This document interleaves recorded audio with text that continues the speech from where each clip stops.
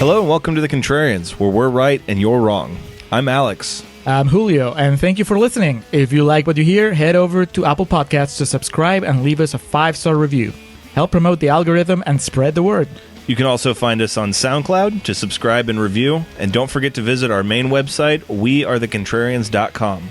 Follow us on Twitter at Contrarian Prime, and to like us on Facebook, visit facebook.com/Contrarian Prime. And if you have the willpower to keep up with our pretentious ramblings, you can follow us individually at Contrarian Alex for myself and at Ovnio for Julio. That's OVNIO.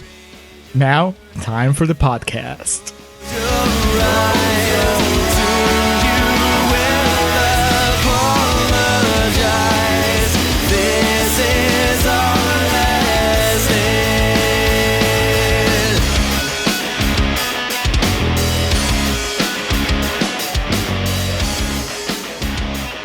And we are recording in the middle of this dark, stormy night for the 2021 Embries. Hello and welcome. Is this the sixth annual? Is this the sixth one we've done? Seventh? No, it's a sixth because at the end of the first year we didn't do Embries. But basically, and I had to look back and actually count and everything.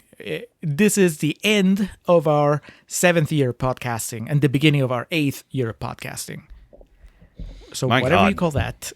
Yes, we've been doing this for a while. Well, hello and welcome back to The Contrarians, where we're right and you're wrong. My name is Alex, joined for this prestigious awards ceremony with my co-host and friend Julio. I can't imagine that would get too many first-time listens on this, but who knows? We're covering a whole wide array of film here. But if you're never listening to The Contrarians, we're just going to give you the truncated spiel here on our award show. On Rotten Tomatoes, there's certified fresh and there's rotten. What we like to do is show that that's a flawed system. Our episodes are traditionally comprised of 2 sections, the first being Contrarian's Corner, in which we will find one of those certified fresh or one of those rotten films and argue against the critical consensus on Rotten Tomatoes in an attempt to show that, some of these things aren't as good as some people act, and moreover, you can be as over the moon about anything as you'd like to be. Conversely, we'll find one of those rotten films and find its positive merit, highlight some of the lost performances or aspects that critics kind of undersold, and show you that, as has been evident by the 7 years we've been doing this, there are some good rotten movies out there. And we always, in the second half though, Julio, we always talk about how we really feel about these things. Yes, on Real Talk, the aptly titled Real Talk, the second half of the podcast, we drop the pretense and we just tell each other how we feel about whatever movie we're talking about. Sometimes it's something similar to what we said in Contrarian's Corner. Sometimes it's something wildly different. And sometimes it's something in between. Sometimes Alex already knows how I feel. Sometimes he doesn't, and the other way around. And of course, it's always a surprise, or mostly a surprise, for our audience. None of that is going to be taking place in this episode. Yeah, we've got our spiel down to about 3 or 4 minutes there. I think we got it in about 90 seconds or 2 minutes, but whatever the case, yeah, we're here today to reflect back on the past year in film that was The Contrarians. 36 movies. Julio did the legwork of putting everything together. This is our numeric episodes, our linear episodes, as well as some of our bonus episodes thrown in. Not including our Patreon exclusive episodes. We're going to have a separate remembering of those, but that'll come later. So just stay tuned for that. This is the 36 films that we covered over the past 12 months. And we have several different award categories that we're going to be honoring and, I guess, dishonoring some of the members of Contrarian's canon with today.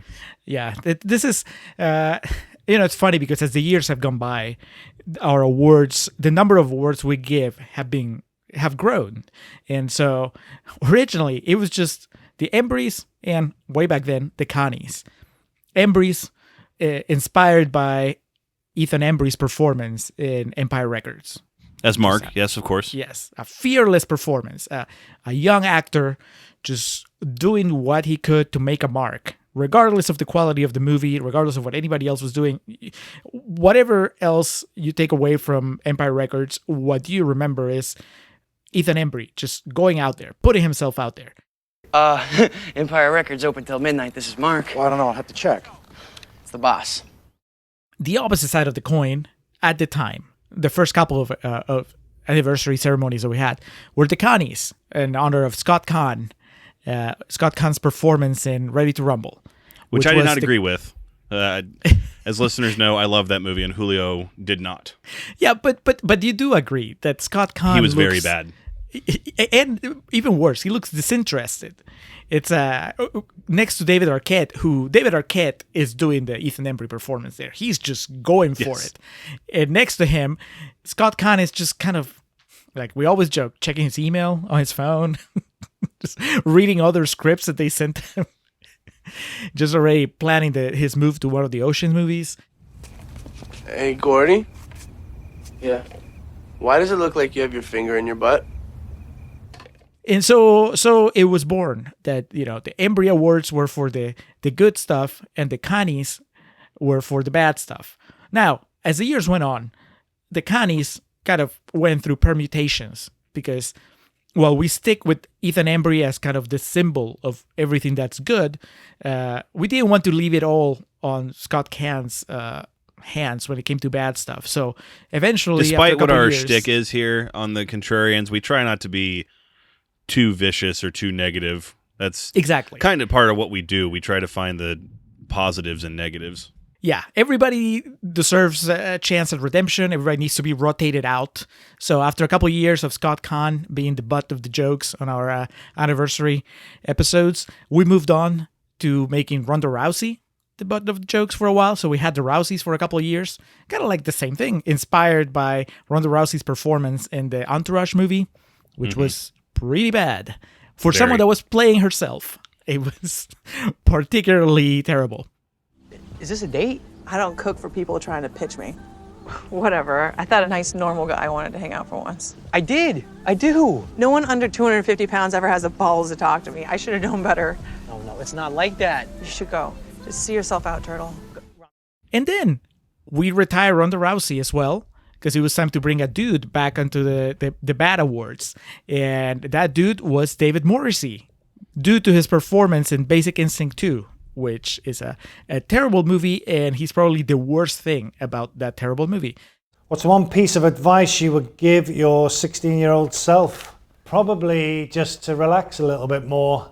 I was worried that I wouldn't be good enough or accepted. But actually, in the end, all those things were a driving force as well. And that's where we are right now. It's the Morrisseys opposite the Embries.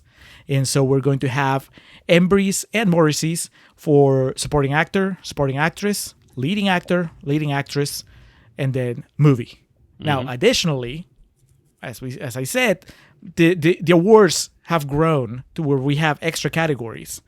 And those extra categories are the Ruffalos, which is the award that we give to the most memorable sex scene in the movies that we've covered over the year, inspired by Mark Ruffalo's incredibly sexual performance in The Kids Are All Right.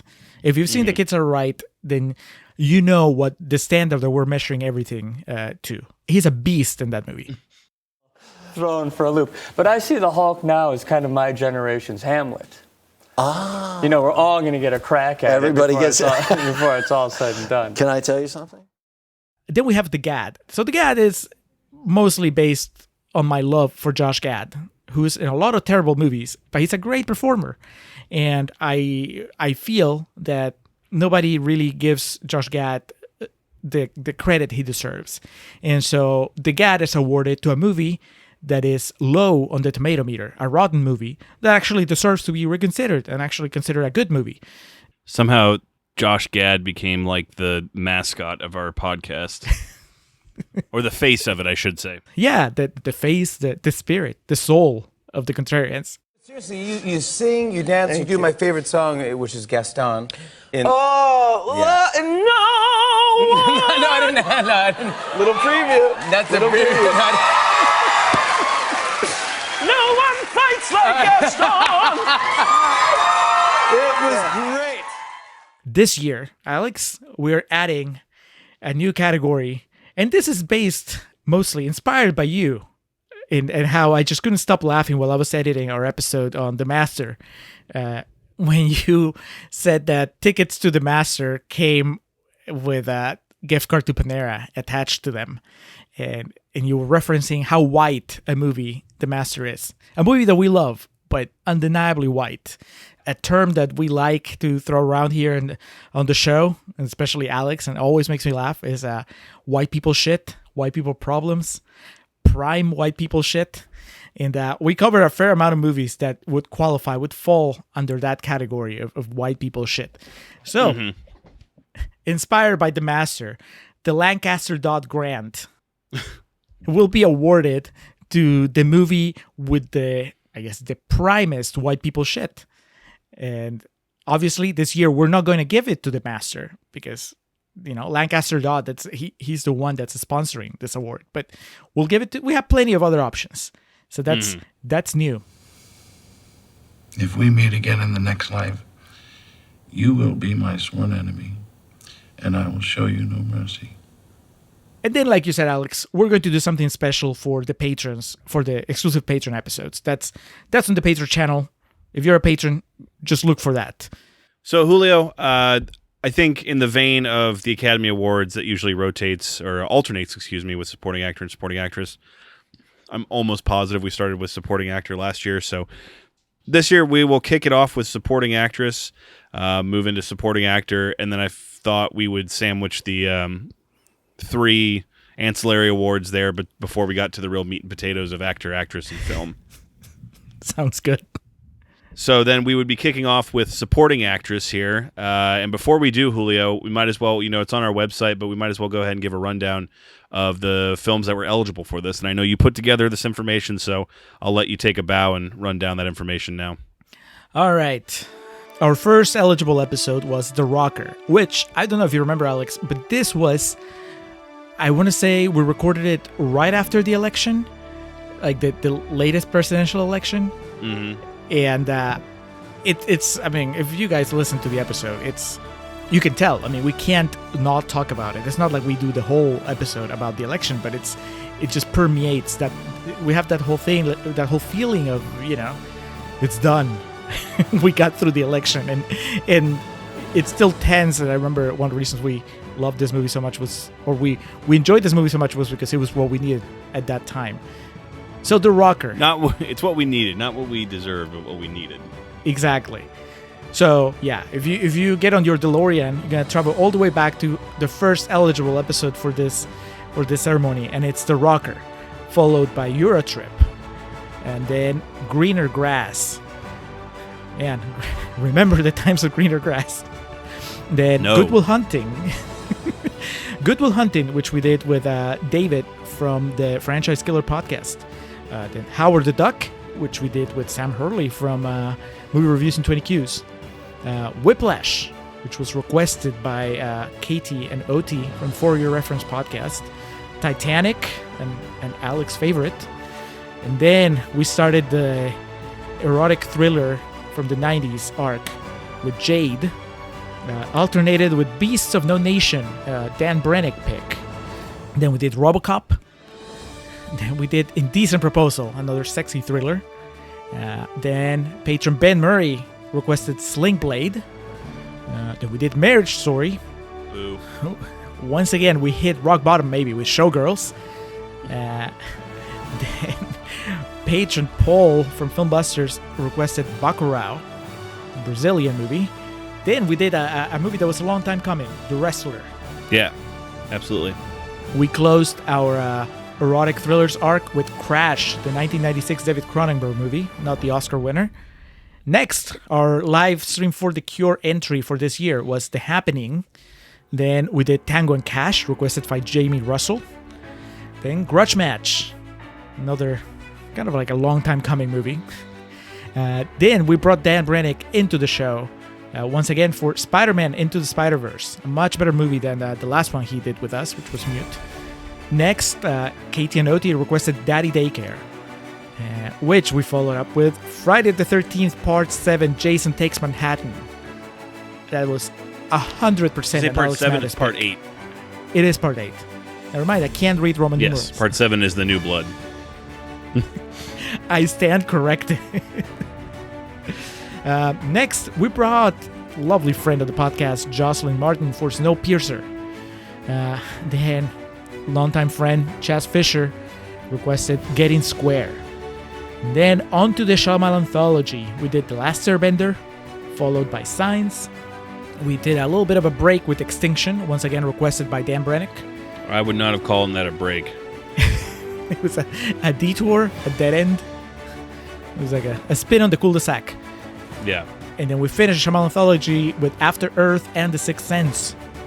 Then, one of the most brutal outings this year, Hancock, requested, demanded by Ryan from Spit and Polish. Then we decided to take a trip into the female mindset with In the Cut, and then came back hard into the male mindset with Pain and Gain. Really was a perfect balance. Yeah, two extremes.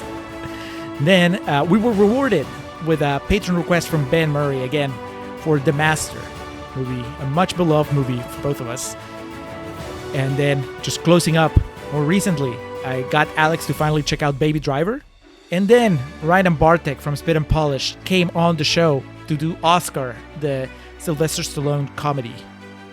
What a ride. This is the most eligible movies we've had since forever, since we started the show. Yeah, there's a lot of ground covered there. A lot. It's all over the place. All right, Alex, lead us into the festivities here. Bam, bam, bam, bam, bam, dun, dun, dun. Welcome to the 7th annual... Shit, I fucked it up already. Welcome to the 6th annual Embries Awards ceremony. And here's your host, Josh Gad. It's the Embries. Yeah, so let's kick it off with supporting actress. Like we said, we always like to end on a positive note. So we'll start with the Morrissey side of things when we do these categories, which again would represent the doldrums, the worst of the worst. I guess the golden raspberry to our Academy Award is what you could compare that to. But before we get to myself and Julio's selections, the honored few, we do have a listener clip sent in to speak on the matter of supporting actress. That's right. I put out the call to our patrons. I put it out late. This is my fault. I gave him about 48 hours to submit something if they wanted to play along. And we got a few responses. One of them from Ben Murray from Filmbusters. And he has a pick for the Morrissey for supporting actress. I think it might be a controversial pick, Alex. I don't know. Uh-oh. Hi everyone, this is Ben from Filmbusters, and I'm very happy to be here at the 2021 Embry Awards. Looking forward to seeing some of the winners, some of the runners-up, some of the losers of the night. I'm here to say that I have a pick for this year's Morrissey Award, formerly the Rouseys. And that pick goes to supporting actress Minnie Driver for her turn in Good Will Hunting. I am not a big fan of Good Will Hunting by any stretch of the imagination, but I was with it until she turned up on screen with the worst British accent ever. I know she is British. I know. That's what makes it worse. She makes it sound so affected. She leads every fucking line with an expression of quirk and She's the kind of girl who comes into a scenario where friends are already established and ruins the relationship, and all the other friends have to go, yeah, we like her. Except in this film, I don't have to like her, and you don't have to like the film, and I don't like the film because of her. I cannot watch the film because of her. She ruined Robin Williams for me. Her energy is appalling. She tries and steals every scene that she's in, and it comes off as so affected, so over the top. She has to win the Morrissey. Come on, give it to her.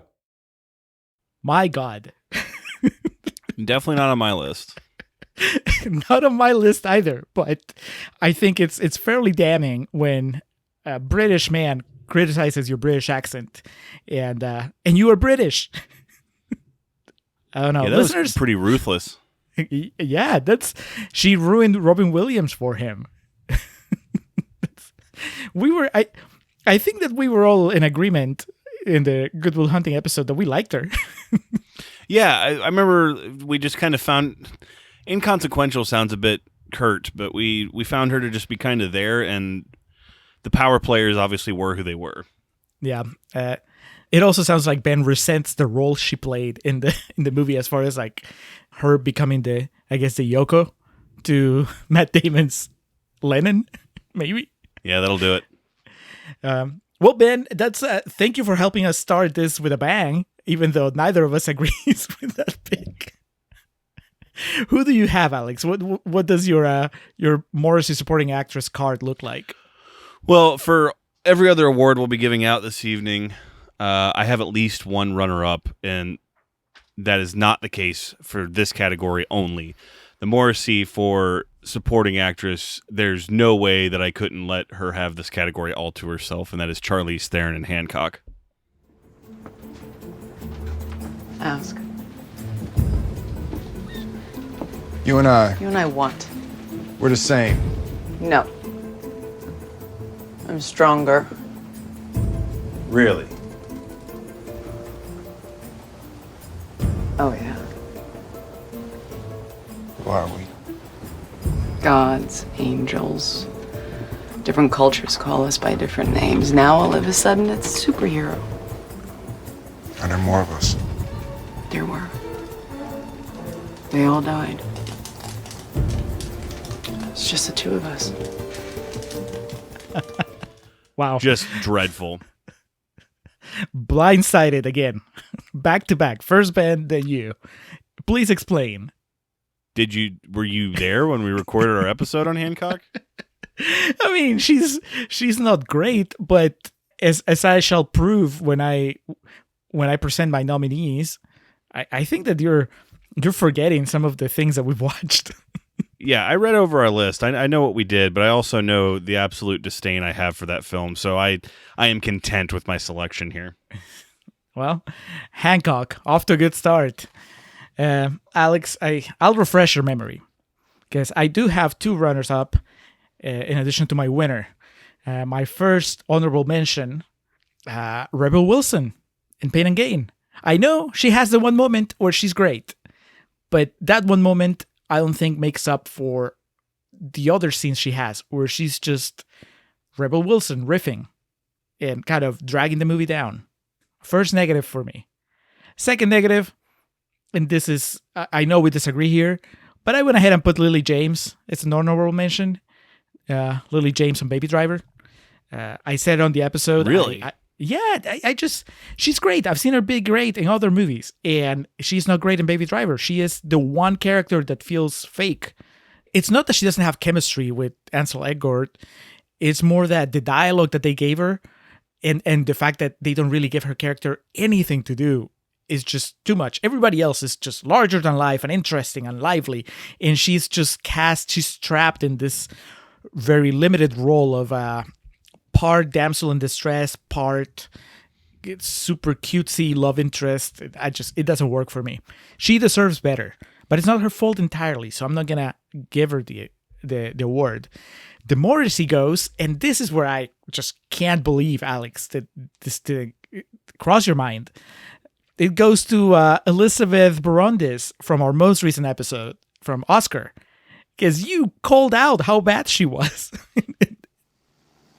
Listen, of all the guys in the world, why did you pick me? Because I wanted Anthony to think that I came from a wealthy family. After all, he makes $1,400 a month. It's $1,200 a month. When he asked my name, I had just seen your picture in the Daily News. So I told him I was Teresa Provolone. That makes sense. I didn't find out until later that you were a gangster. I mean, that you were who you were. Then why didn't you tell him the truth? Because he liked the idea that I was your daughter. I just found out that he worked for you. It's more like he works for himself. So you see, Mr. Provolone, I don't want Anthony to find out the truth from anyone else. Yeah, if he does, I'm out 50,000 clams. Think. All right, I got it. She was really, really bad, but I couldn't not throw Charlize Theron under the bus. I'll take 20 Charlize Therons over Ms. Barondis, which, no offense, I mean, this is the only movie that I've seen her in. Of course, I've seen Charlize Theron has I've seen her in so many other things that maybe that is playing a role in me just kind of forgiving her a little bit for Hancock. But yeah, Oscar is a movie it's a very uneven movie. There's a lot of highs, lot of lows, and Elizabeth Barandis' performance is definitely on the low side, and it's crazy. I don't know how that makes it to the screen. How that wasn't, she can share the Morrissey with John Landis, who allowed it all to happen. But Miss Barandis gets my Morrissey. I guess Charlize Theron gets yours, and Minnie Driver gets an angry letter from Ben. It is actually important that I learn this. It's really important. All right. To me. All right, Julio, from the negatives to the positives, moving over to the Embries for supporting actress. Seems like every year the supporting actor and actress category are the ones that are a bit overloaded for me. So I had quite a few. I was able to whittle it down to a list of 4. So we kicked off the year with The Rocker, and I think one of the things we praised about that movie when we covered it was Miss Christina Applegate and just how effortless her performance is in that. And I felt that was deserving of some recognition. Piggybacking off of your Oscar awareness, I guess I would say, I have Marissa Tomei in here. And that, of course, for her role in Oscar, one of the highlights of it, and an example of what we look for when giving out this prestigious award. Someone that, despite the surroundings that they're in, just absolutely giving it their all. And I think that definitely qualifies in that case. She could have been in Empire Records. She definitely could have been. And then it was hard for me to select who the runner-up and then who the actual winner was. But the runner-up came in the form of Kim Basinger in Grudge Match. One of the things we talked about when we recorded that episode was the good acting that was in kind of a bad movie. And, her projects have been more and more selective over the past decade plus. So there was some really good stuff from her in that and kind of embodies the spirit of what we're talking about. But I couldn't not give the Embry for Best Supporting Actress to Toni Collette in The Sixth Sense. I just, for all the things we talked about in that episode, while that movie isn't necessarily what I would call a bad movie at all, it's polarizing, but I don't think I've ever heard anyone say a bad word about her performance in it, and she absolutely is seizing the moment, which is imperative to the Embry. She's not resting on her laurels or coasting at any point in it, and of course the great scene of her and Cole discussing her mother's passing and watching her dance at her recital when she was a little girl. Timeless, classic shit. So my Embry for supporting actress goes to Toni Collette.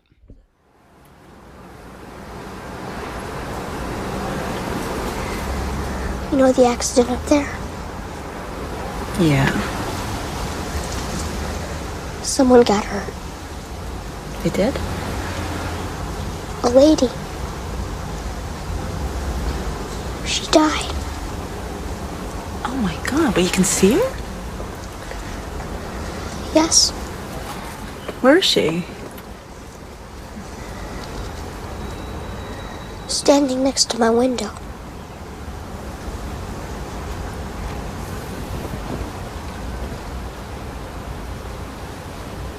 Cole, you're scaring me. They scare me too sometimes. They? Toni Collette, well, you know what? Let's hold off on Toni Collette, because she will come up again pretty soon. Tony, don't go to the green room yet. Collect your Embry from Alex and just hold on for a second. Just wait there in the background. I'm so happy that you went to The Rocker for one of your picks. It just kind of warms my heart because starting our 7th year of podcasting with The Rocker, there was this, especially because we did The Rocker Euro trip back to back. So there was this very overwhelming sense of me forcing you to watch 2 movies that you weren't really crazy about. So I'm glad that you look, if nothing else, you look back on Christina Applegate's performance fondly. I also have an honorable mention for somebody from The Rocker, but I went with Emma Stone because, as I've said numerous times during the show, and I think that people think that I'm kidding when I say it, but I'm only halfway kidding. I think that Emma Stone was a more interesting actress before she became a star. She's great, and she's great now as a star, but I kind of feel that we as a people, we lost something when she was no longer taking quirky background characters and making them great, and that's what she does in The Rocker. You know, she's a supporting character, and that role could have been nothing if it had a lesser actress, but because it's Emma Stone, it's actually memorable, and she's funny, and she's sexy, and she has emotional moments, and you buy her connection with Josh Gad. It's great. I mean, not great enough to. Not so good that I will give her the Embry, but definitely deserves to be called out. She's not quite Embry material, but worth recognition. Yeah, I'll give her the nod. I also want to call out Marisa Tomei, but not for Oscar, which I agree. She was great in Oscar. But you know what? Decades later, she still had that Embry spirit in The Wrestler, where she just gave it her all. She's like Marisa Tomei as a stripper. I mean, that is her putting herself out there. Did she get an Oscar nomination? I don't remember. She did. She did. Okay, so, you know, for once, this is one of those times where the Oscars and I are kind of in agreement.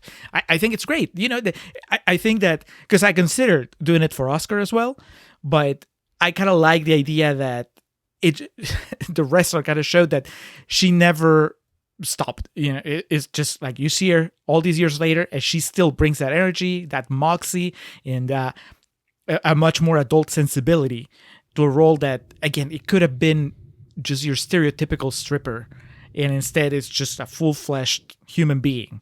So that's great. But I agree with you, Alex. Doesn't hold a candle to Toni Collette in The Sixth Sense.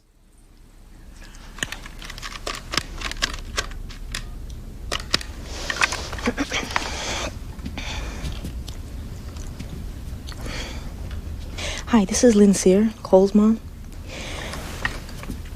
Yeah, I'd like to talk to you about your boy and his friends keeping their goddamn hands off my son. I figured this would be possibly the only one we had a crossover on. Yeah, we're both pretty big fans. We talked about it on the episode. It was one of the reasons why I was so excited to rewatch The Sixth Sense, because the first time I watched it, I didn't know who Toni Collette was, and now I was watching it already loving Toni Collette, having experienced Toni Collette in so many movies. And I want to say that she is one of those actresses that's always given like 110%. That's what it feels like. I haven't seen Toni Collette on autopilot yet. And The Sixth Sense is definitely, I don't even know if we talked about it on the episode, but I gotta get the feeling that was one of her entry points into kind of like mainstream Hollywood movies. You know, because she had her movies from Australia, she had Muriel's Wedding, and she broke through that way. But I want to say that maybe The Sixth Sense was one of her key steps on just getting cast in bigger productions here.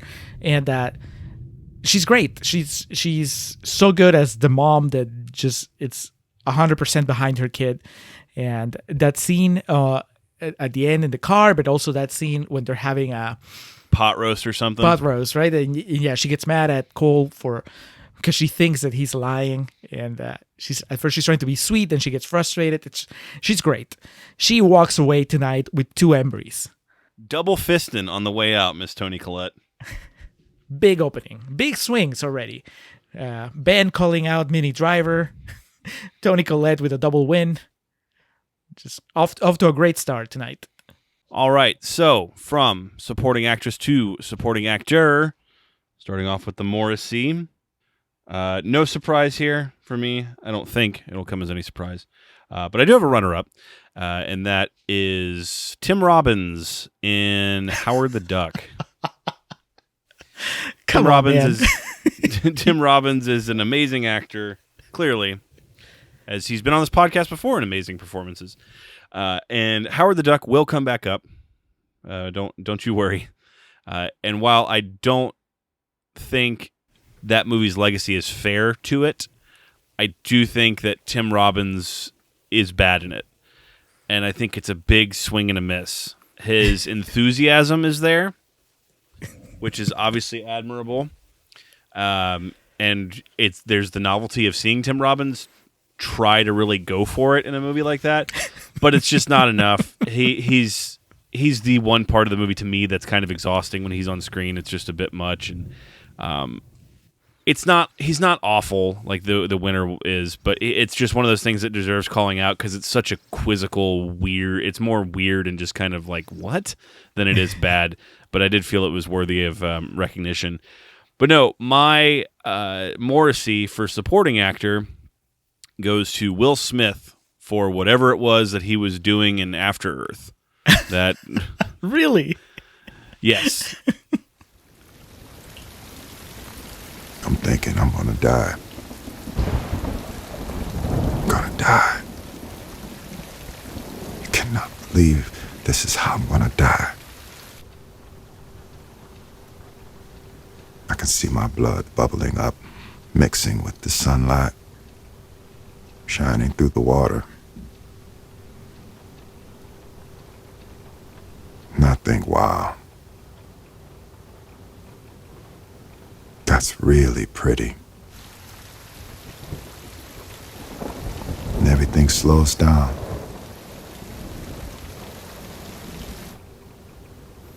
I see his pincer through my shoulder. And I decide I don't want that in there anymore. I did not land on Will Smith winning the Morrissey for Worst Actor in Hancock, but we did have some odd Will Smith performances, and After Earth was a really bad movie, and he in it, it's like I talked about in the episode, he's this supernova of charisma, and it's like he tried to do everything he could to not be entertaining in that movie to shine the light on his son, who's not a good actor. And again, I'm not faulting Jaden Smith. He's a young kid, and God bless you, man. But Will Smith's choices in that movie were not good. They did not pay off, and he walks home with the Morrissey for supporting actor. For putting his kid through that. Yeah, I mean, I can see that. I still think that I walk away from After Earth more impressed by the fact that even when he's working so hard at dimming his charisma, I still preferred seeing him on screen. Like I missed him when he was not around. So I can't like really criticize him much. I mean, don't worry. There's plenty of criticizing of Will Smith in the future on this episode. But After Earth, I'll give him a pass. And I'm glad you acknowledged that Tim Robbins, he swung. I agree. It's a swing and a miss. He did swing. He swung hard. He swung. It was one of those, he was Joaquin's character in Signs. He had the most strikeouts in history. It felt wrong not to swing. Yeah. He might have killed an alien with his performance in Howard the Duck. All right. Well, on my end, there's a lot of picks here, but narrow it down to one that you would absolutely expect from me. And I think it's the second year in a row that I've given Ken Jeong an honorable mention. Last year it was for... God, he's in the movie for like 2 minutes, dude. It's still... I think it's... If it annoys me enough to call him out, that's even though it's 2 minutes, it's... he was pretty bad last year. I called him out for The Hangover 3. This year, he has a tiny part in Pain and Gain, and he was still like nails on a chalkboard. I want Ken Jeong to surprise me. I want Ken Jeong to do something that is not the Ken Jeong shtick. And until he does that, I'm just going to resent him. And I'm telling you right now, he'll probably get nominated next year if we do a movie with Ken Jeong. Even if it's on screen for like 30 seconds. If it's just him yelling at someone and just being all like Ken Jeong-ish, it's probably going to get nominated. Yeah, I'm sorry. It's on. The vendetta is on. But he doesn't get the Morrissey. And someone else who doesn't get the Morrissey, even though this was a fairly lazy performance overall, is Kyle MacLachlan in Showgirls. Say what you will about Elizabeth Berkley, but she was trying. Kyle MacLachlan is there kind of trying to not draw too much attention to himself. I think that unlike people like Gina Gershon or even the choreographer that later went on to be in Pain and Gain, yes. Most of the cast in that movie is trying really hard to be noticed. And Kyle MacLachlan is kind of trying to fade into the background and just walk away from this project without getting too dirty, which is a smart career move, but it also it's kind of reprehensible because it's like you should be as invested as everybody else there. And I think that it's never more telling than in his intimate scenes with Elizabeth Berkley, where clearly she's doing all the work and he's just sitting back, barely reacting to it. So it was very tempting to give him the mercy, but ultimately I landed on somebody who will get the award for a specific movie, but also kind of for a body of work, and that is M. Night Shyamalan for his brief part in The Sixth Sense. Ooh, you tricky bastard. I'm not gonna lie. The Sixth Sense? Well, yeah, because I really wanted to give it to him for The Village, but technically, The Village is not eligible. It was Correct. our Shyamalan Anthology epilogue, but we did it on a different podcast. But really, the stench of his cameo in The Village retroactively made it even worse in all the other cameos that we experienced. And, you know, he's barely in The Happening. Like, he's the voice on the other end of the phone. He's not really in After Earth. I don't think that we spotted him in After Earth. He is okay in Signs. He had that ridiculous moment of, you know, that you called out where he walks out in slow motion and everybody looks at him. It's like, it's him. And then he's like, blink and you miss it in Last Airbender. But then in The Sixth Sense, he is opposite Toni Collette, who, may I remind you, just won 2 Embries. You know, if I hadn't seen him in any movies after that, if this had been like his one moment where he'd realized that acting is not for him, then I would let it pass. But no, he did The Sixth Sense, and somehow that encouraged him to give himself bigger and bigger roles down the line. So it's a matter of context as well as his performance in the movie, which is not great. So I'm giving it to M. Night Shyamalan. The test would indicate he did not have a seizure. He's doing fine. After some rest, he could go home tonight.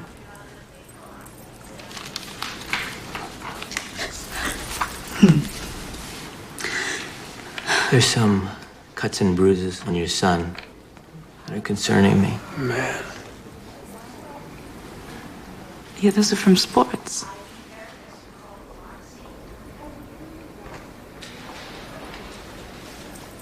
You think I hurt my child? You think I'm a bad mother? Mrs. Sloan over there, she's a social worker with the hospital, and she's going to ask you a couple procedural questions. Now, as we move into the Embries for supporting actor, Julio, do we have a listener submission for this? We have 2, actually. And you know, it's appropriate because I don't know about you, Alex, but this is the category where I have a pick almost for every movie. It was my most crowded category for sure. Yeah, and I want to say, it's like you said, I think especially the supporting actor is always kind of a big thing. It's field. a loaded category year in, year out. He didn't send us a clip, but patron Jamie Russell sent me a message to read.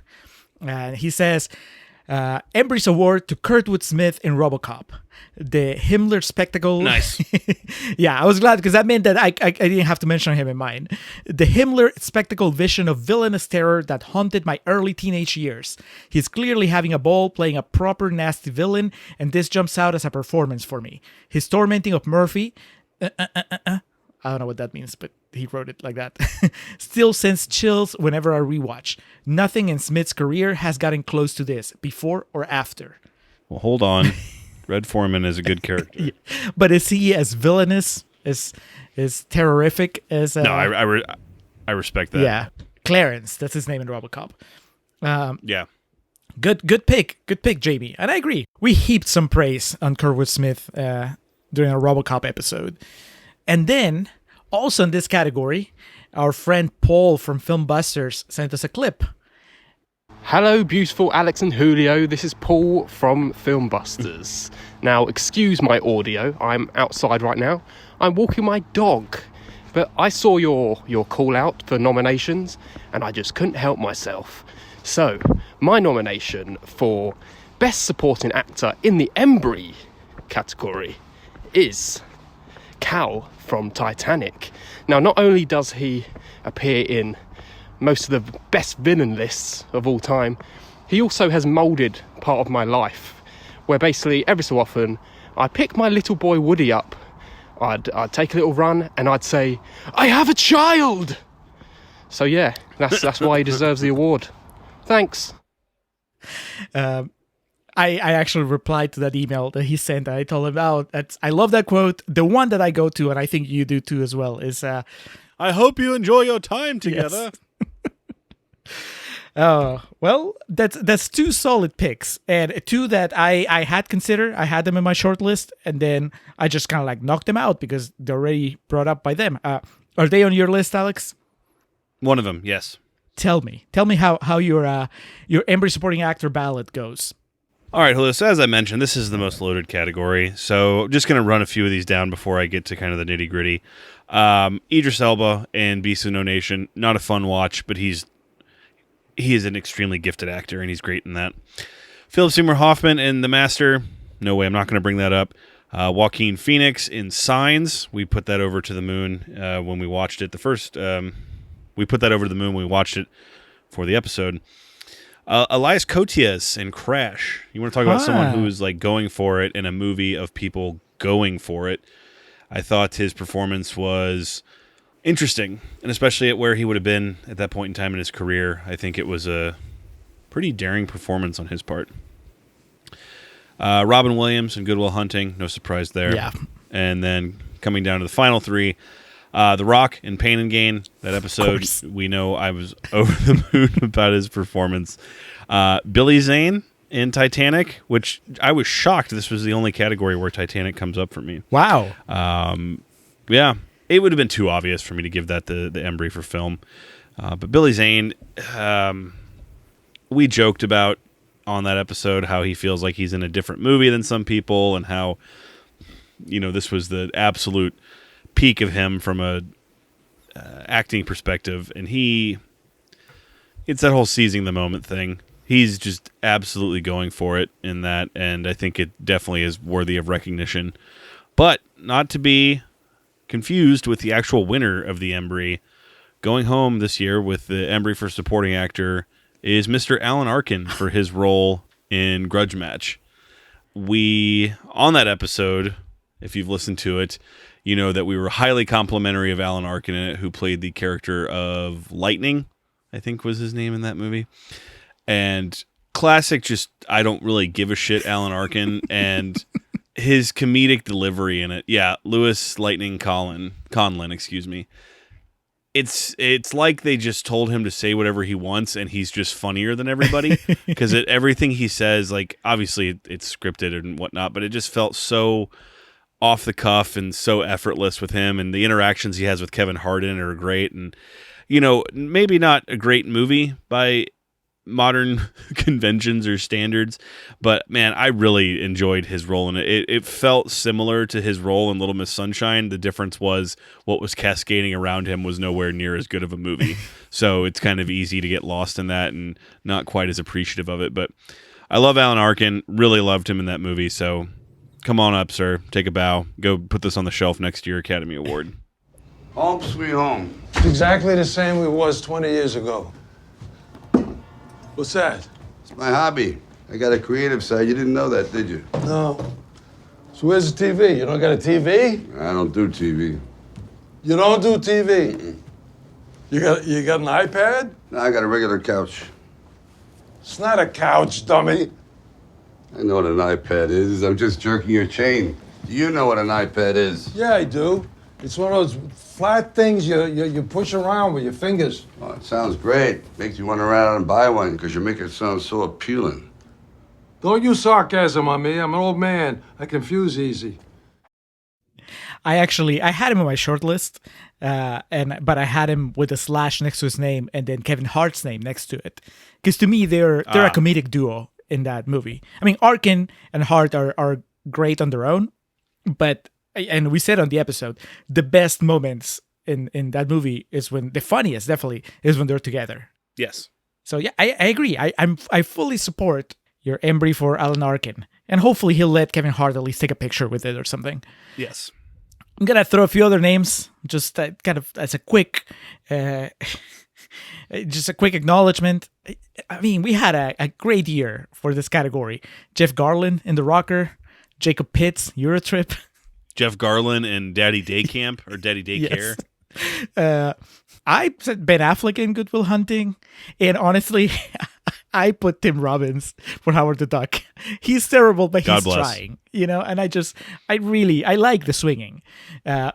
This is kind of like a more of a joke, but really, Nate Lang, who played Tanner in Whiplash, because I explained it in the episode. I love him in the background.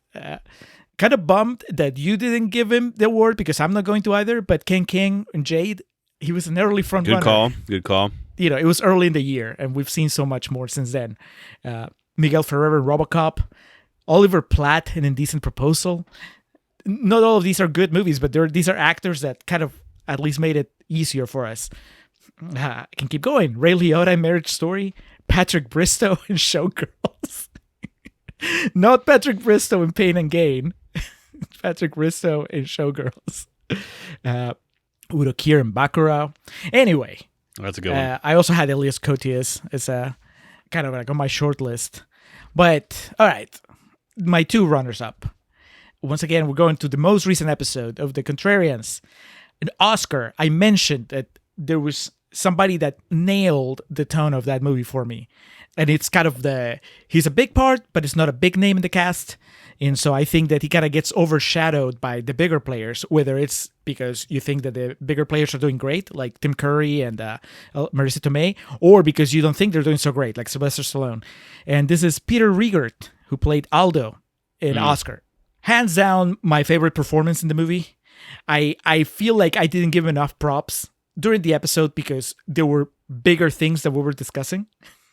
But when I think of Oscar from now on, in addition to just thinking of how, what worked and what didn't work in Stallone's performance and all the other things that happened in the movie, I'm going to think about how Peter Riegert seemed to know exactly what movie he was in, and he nailed every time that he was required to, be funny about it, and just whether that was in the background or coming up to the front. So kudos. He doesn't get the Embry, but he's one of the reasons why I would tell somebody that they should check out Oscar, at least a little bit of it. Also, in recent Contrarians history, John Hamm in Baby Driver.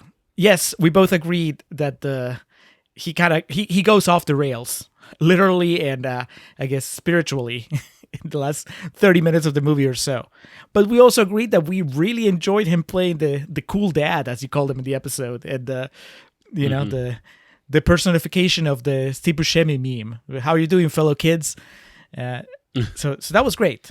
But the Embry goes to John Ritter in Sling Blade.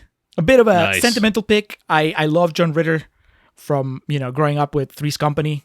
Three's Company has come up on the show from time to time whenever I refer to a very specific type of shenanigans that have to do with misunderstandings and so on. John Ritter was great at that, and that's always what I've thought of John Ritter as, like a comedian, a physical comedian. Definitely not what he's doing in Sling Blade. He's funny in Sling Blade, but he's also there's just this bit of sadness to his character, and he definitely transformed his look. He's one of those characters that you care for a lot, and he could have been kind of an easy joke in that story, like the stereotypical gay friend in Podunk Town, but no, he actually transcends that, and like many things in that movie, there's more to him than just that initial impression. So posthumous, but still, he gets an Embry. We're different. People see us as being different anyway. You've got your affliction or whatever, and mine's not as easy to see. I'm just going to say it. I'm gay. Does that surprise you? That I'm gay? You know what gay is, don't you? I don't reckon. Homosexual. I like men. Sexually. Not funny, haha, funny queer. Mm-hmm. Well, that's a very offensive way to put it. You shouldn't say that, Carl. Tremendous pick. He is absolutely fantastic in that. All right, so moving on then, before we get to the main events, so to speak, we've got our honoraries here, the GAD, the Ruffalo, and the White People Shit Award. What's the full name for it that you came up with?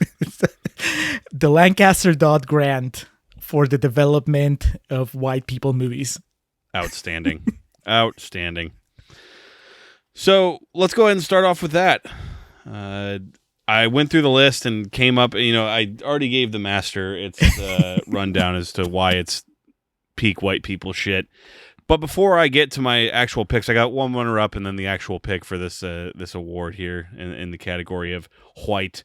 Julio, we have some a listener submission for this one. Is that correct? We do. So Katie sent us a clip, and then Ben kind of when he sent this clip for Morrissey for supporting actress also had like a bit of a comment.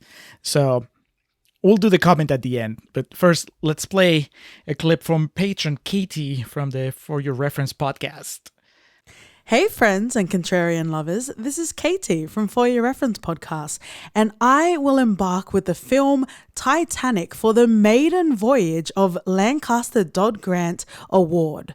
From the read the fucking room comparison Rose makes to being on a slave ship to representation of all the whites across all the classes, Titanic is without question unsinkable in its whiteness. Come for Billy Zane, stay for 84 years of prime white people shit. So I love that Billy Zane got a shout out again from another patron. Just can't stay away. Yeah. I mean, he's unsinkable. He's a real unsinkable in there. So Titanic, Alex, a much beloved movie by you. Thank you, Katie. Without spoiling too much of my ballot, I kind of agree.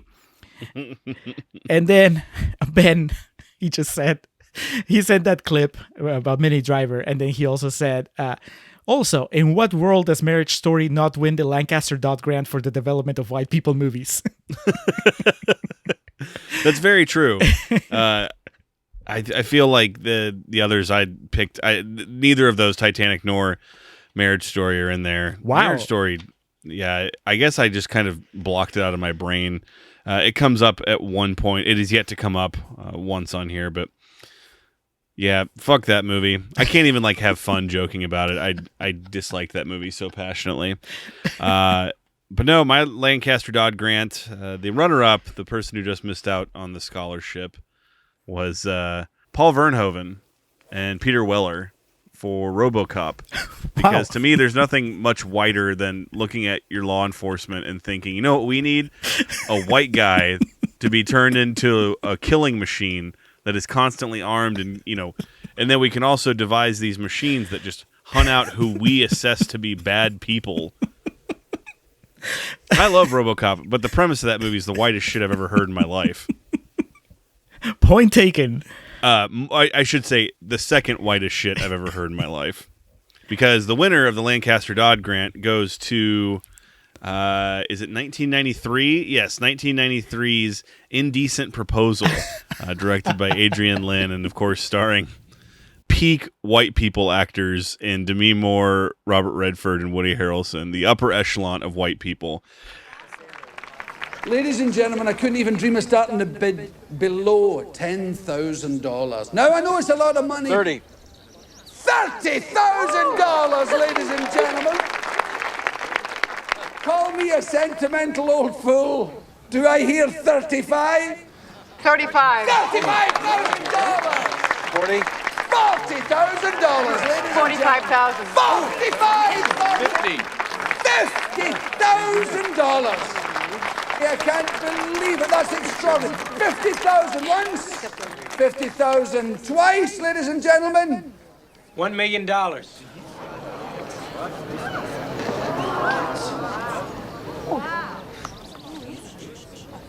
I'm sorry? $1 million. Did you say $1 million, sir? Yeah. Ladies and gentlemen, $1 million! The whole plot of this movie is just complete, unfiltered, unadulterated white people shit. of, hey, I'm a rich white guy, so I'm going to pay to sleep with this guy's wife. And in the process, it tanks their marriage to the point where the $1 million I give them doesn't even go anywhere. We don't know where it goes in the end. And they both say they don't care about the money. And then she ends up dating this guy for a while. And then they both end up back together by going to the pier where they got engaged. It's amazing, like, copies of this movie didn't come with white hoods, because it just seems like they don't want anyone not white to watch this, because it is, again, it's whiter than porcelain. It's whiter than 2% milk. And on top of that, it's not a good movie either. Not even the incomparable Oliver Platt could save it. Even Billy Bob Thornton as an extra in this movie couldn't save it. So congratulations, though, to Adrian Lynn, Demi Moore, Robert Redford, and Woody Harrelson for their winning of the inaugural Lancaster Dodd grant for the advancement of white people. Beautiful. Patron Dan Brennick, he didn't send a nomination, but he did send me a message saying, we know who Alex is going to give the grant to, right?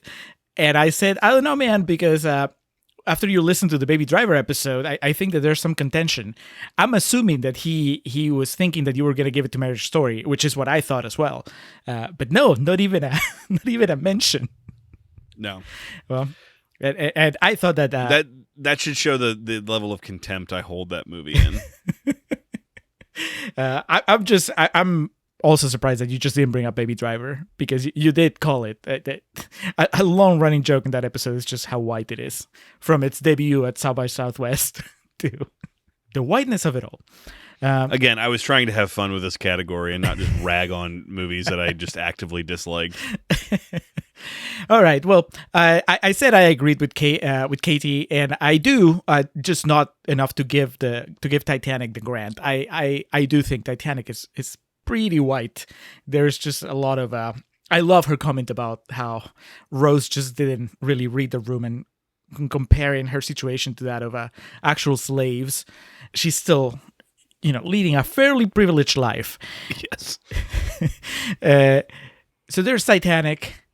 Then there's the 1996 Crash, which is just, that's white people stuff. It's like, we are so bored that we can't even have pleasure with normal sex. We have to just crash into each other with cars, and that's the only way that we can really feel something. I like the movie more than you did. I think it was a very interesting episode, us kind of like going back and forth and whether something worked or not. But regardless of where you land on the movie, the core concept of it, it's just, it's very white. Like, you're not going to see minorities getting mixed up on that shit. Certainly not in the movie, because, we have bigger things to worry about.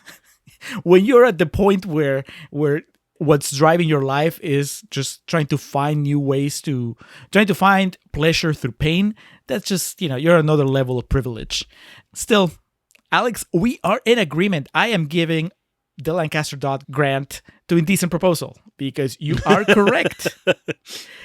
Getting $1 million because you and your wife agree to allow some millionaire to sleep with her. Getting that $1 million and then just not doing anything with it and kind of like throwing it away, that is something that only a white person would do. Nobody else would do that, because, again, the lack of privilege. I agree. Indecent Proposal is super white, and it's super bad on top of that.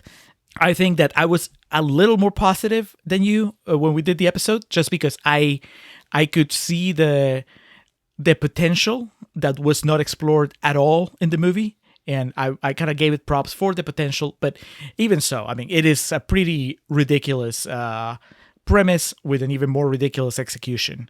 So, Adrian Lynn, they get 2 grants now. They can really get somebody a heavyweight for the next movie. They can get fucking Michael Bublé or Kelly Clarkson or some other peak whiteness. You think I have to buy women?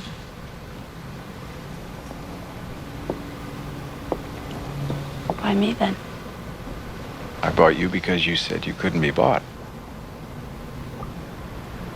I can't be bought.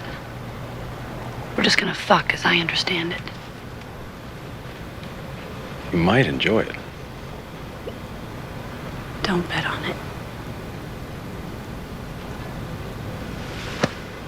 I think I will.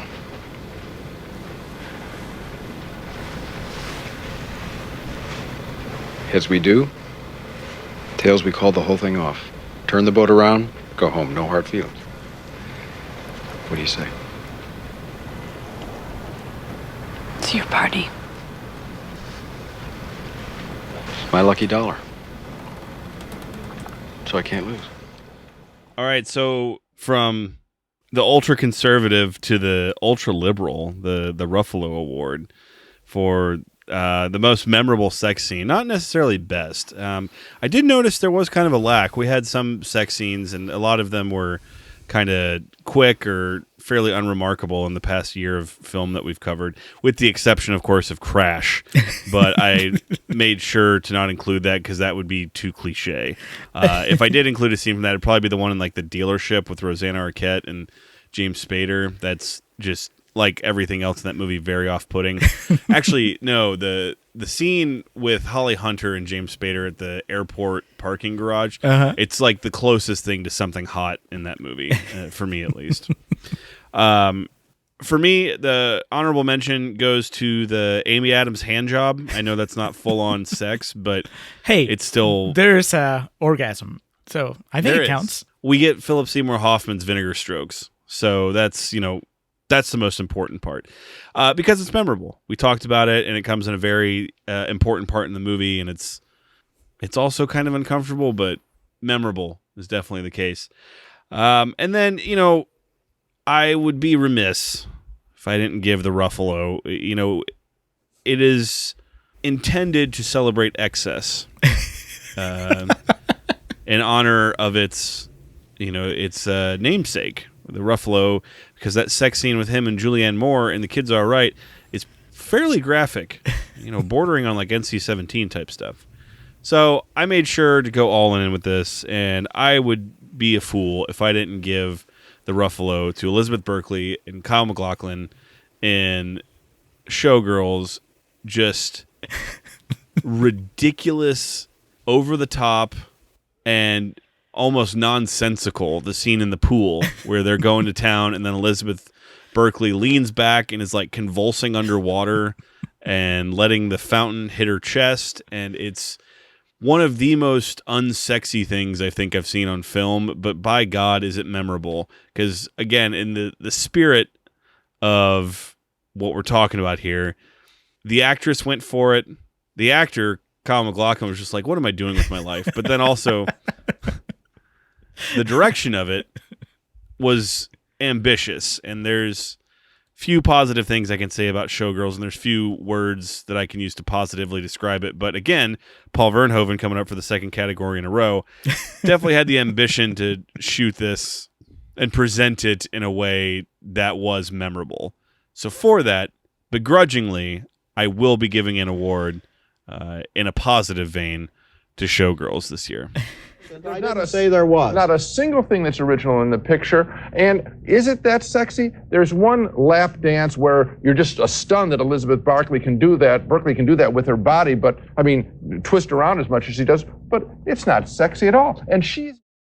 Hey, they earned it. You can't say that they didn't work for it. Well, Kyle MacLachlan didn't, but Elizabeth Berkley certainly put enough work there to deserve acknowledgement. I was about to say, he didn't really have to do much. He just kind of had to sit there and take it because she was doing all the work. Well, so I kind of disagree with you as far as the lack of potential nominees, although it is... some of them are, you're right, they're like quick glimpses into something. And I think that when I was kind of making my short list, I felt myself sometimes stretching a little bit the definition of, sex scene. So even though they're not actual honorable mentions, like at some point I was considering, for example, Jacob Pitts and Lucy Lawless in Eurotrip. I don't know that we actually see orgasm, but there's definitely like sexual stuff going on there. Yeah. A classic that I wouldn't give it the award, but I kind of feel like it needs to be called out. Leo and Kate in Titanic with the hand. Again, that was something that, going through the list, it was the first one that came to mind, but I was like, I'm not going to be whiter than the award that we give out and pick that. Fair enough. Well, how about Linda Fiorentino and Chaz Palminteri and Jade? Where you get the what is sexy about that? nothing, but it's memorable. I'm still thinking about it. We have Demi Moore and Woody Harrelson have a very brief but kind of, what the fuck sex scene at the beginning of A Decent Proposal. Anyway, we are pretty in sync on this category as well, Alex, because my honorable mentions are Elizabeth Berkley in the pool, just riding Kyle MacLachlan, waterboarding him, so to speak, and Amy Adams and Philip Seymour Hoffman in that bathroom, where it's not just a memorable hand job, but like I mentioned on the episode, the fact that that she then very casually uses one of Laura Dern's towels to just to clean herself. I know you said, yeah, she runs her hand through the water first, but still, come on, use your shirt or something. That's someone else's towel. The embroidered towels. Yes. Just Philip Seymour Hoffman jizz all over them. They have the LD on the corner for Laura Dern. Yeah. I am going to give the award to the sort of cliche pick. I'm going with Crash, Alex, but that's because even on the episode, we're like, this is a hell of an entrance. James Spader's introduction, emerging from behind, I guess it's his assistant director, or I don't know, some girl that's bent over a desk, and the first time we see James Spader, he's just coming up from behind her ass. Face deep in it. Yeah. That's the big reveal of the James Spader character, and then they're calling him to the set, so he has to like finish quickly, and they get to it, and then we cut away. We don't see a climax, but it is just how can you not think of that scene whenever you think of James Spader now? This is more iconic than anything he did in The Office, anything he did in Stargate. I have to go with James Spader's intro in the 1996 Crash. That gets my Ruffalo. I think a woman touching her breast, pulling it out of her bra, that's intended to be erotic, and I think it can be erotic. I'm saying that the ideas in the film, said by the performance artist, that somehow this is a connection between life and death, that's a bunch of hooey. The movie doesn't. It's hooey. The movie thinks so too, Gene. The movie is about crazy people. Yeah. Fair enough. Valid points made all around, I feel. So from the Ruffalo to the true spirit of the Contrarians, and basically the award that epitomizes what it is that we do, and that being the GAD. Films that we watch that have the vaunted, or not vaunted, but more maligned, the dishonor of having the rotten ratings on Rotten Tomatoes. And sadly, in a lot of the pop culture we live in, specifically in this country nowadays, it scares people away from seeing them. So what we do when we find these, positive merits, so to speak, in movies, is a lot of times we'll come away and mean that. So what the GAD does is it's the award that epitomizes our spirit and goes to movies that do have those nasty green splotches, those low rotten ratings on Rotten Tomatoes, that we feel are good and deserve more praise and a more fair shake than they got or get. So, Julio, I have 2 honorable mentions, and the first one should be no surprise. And it's only 50% on Rotten Tomatoes, so it's not too low.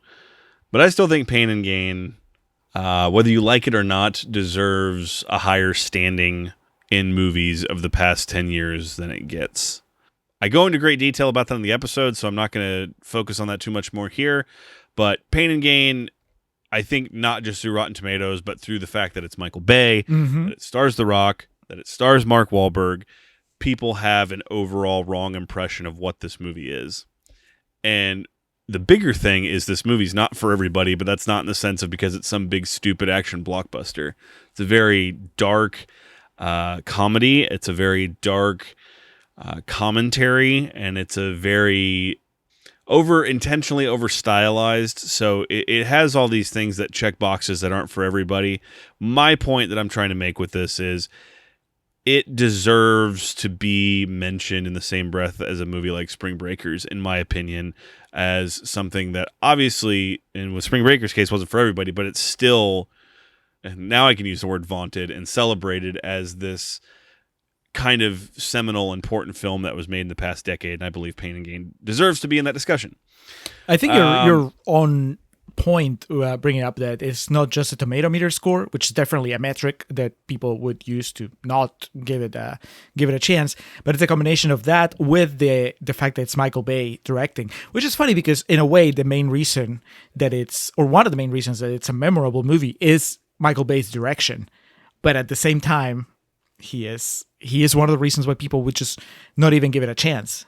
So what a conundrum. What are we to do? And then, people, for whatever reason, don't like my boy DJ. Just if he's in a movie, they write it off immediately. But whatever.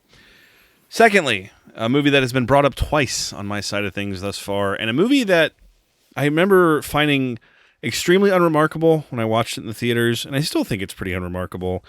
But through the discussion we had on this podcast, and made me realize, even though the story of it's silly, and some of the comedy's a bit shoehorned, the movie, also from 2013, Grudge Match, starring Robert De Niro and Sylvester Stallone, is a movie that so often, Julio, we end this with our recaps of movies and say, well, I would recommend watching it, or I would recommend someone watch it. And I think that might not be any truer any movie we did over the past year than this, in the sense of a rotten film.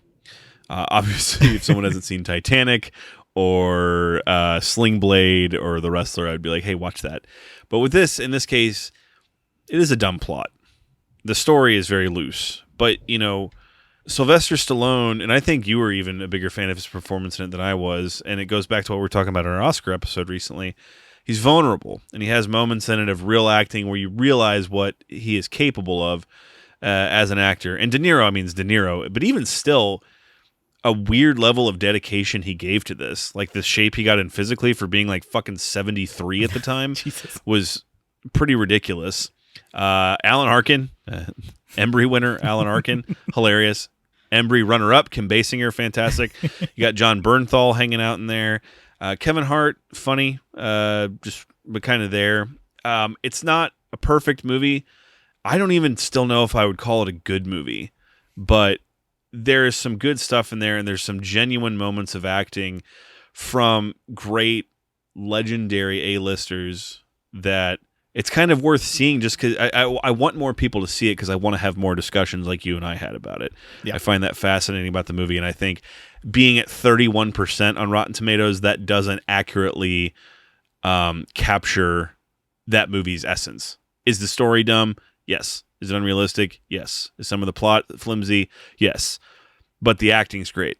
These lines that aren't really good are still delivered with great acting. And so, like I said, and like we always talk about, those ratings on Rotten Tomatoes don't accurately represent what's there. And we know that, but a lot of people don't understand what those ratings are to begin with. So to me, someone who look at this and be like, oh, it's 31%, that means it's not good. I'm like, no.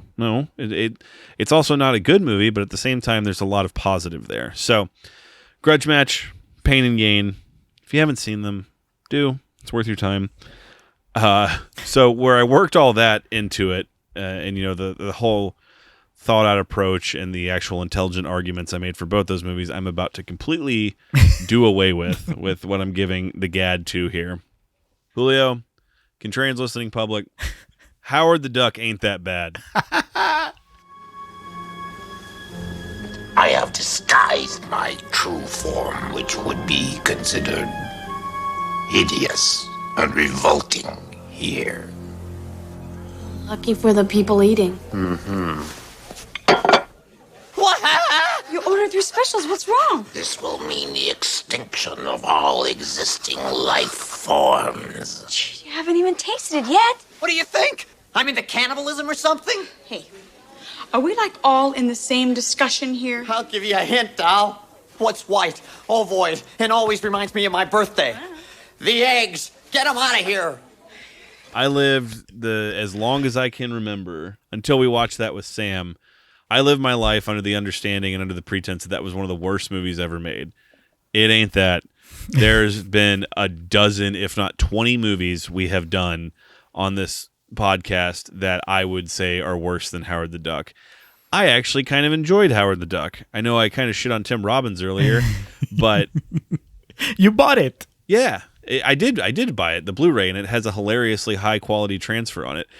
But it's pretty funny, and for being the sucker I am for practical effects, for the movie that completely leans on that, I appreciate that greatly. I mean, there's some computer animated stuff like with the lasers and shit at the end, but it's not a movie by any stretch of the imagination that I would say is going to be entered into, my top 10, top 20, top 200 movies that I've ever seen. Fuck, top 500. But for all the things I heard about it, it's not that bad. It's definitely worth seeing once. And the main reason why we're going to get to here shortly. But Howard the Duck, man, you get the gad. There's enough goodwill in you. And that's the big thing. And I feel like this is something I harp on a lot of the time with some of the episodes we do on shitty movies. The intention with Howard the Duck was not bad. It was not malicious. It was not resentful or contemptuous of its audience, like a lot of the things that we have done.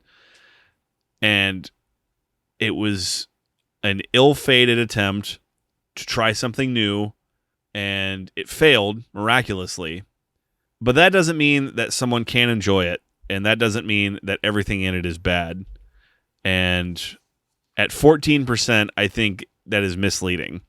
I think too many people are swept up with its legacy and seeing something like 14% and just automatically writing it off. And that's not something I can live with. If it's my life goal, goddammit, I'm going to get at least one person on this planet to watch Howard the Duck for the first time and be like, yeah, that wasn't that bad.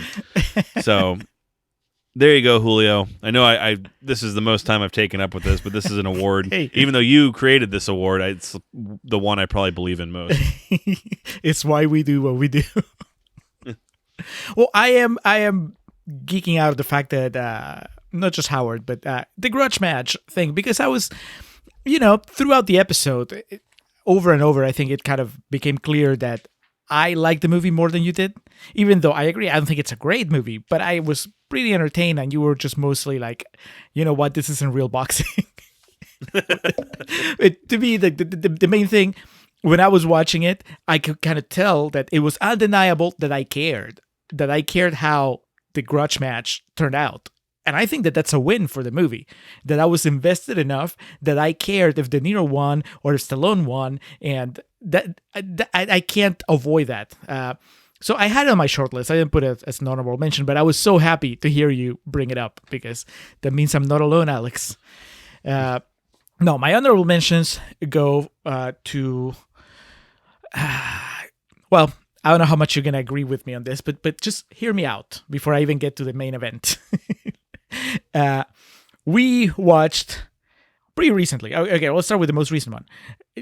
Our most recent episode, Oscar, 12%. And listeners, if you already experienced that episode, I think that you could probably say I'm the most negative on the movie out of the four of us. Because I probably, out of the four of us, I was the one who was the hardest on Stallone. And being that he is the central figure in the movie, by ragging on him, I come across as ragging on the movie constantly. And there's plenty that I have problems with there. But I also agree with something that Ryan said, which was, this is not a 12% movie. And that is true. Like, I think that's the curse of Rotten Tomatoes green splotch. People see a 12% next to the title and they're like, all right, I'm out. I don't care about anything else.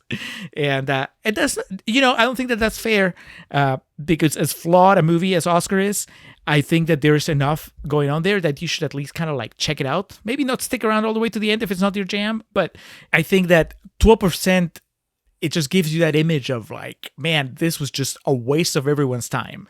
And I think that, as was argued in our Oscar episode, it wasn't. I mean, I think it was a more of a miss than a hit, but there was still a lot going on that was kind of like worth it. And just the fact that Stallone was taking this comedy role seriously, as opposed to what we had seen in Tango and Cash. I felt that's definitely commendable. And then you have very interesting, in some cases very successful performances around him, Embry winner Marissa Tomei, Embry winner Peter Riegert.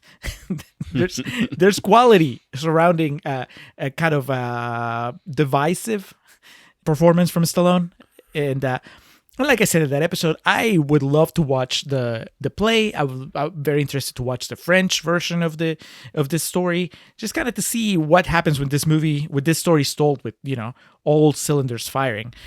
So yeah, 12% feels too harsh for Oscar. Also, I really walked away from In the Cut, especially after our recording, kind of feeling more positive toward the movie. It's at 33%, and there's plenty wrong with In the Cut, but there's also a lot of interesting stuff going on there. And certainly not a movie for everyone.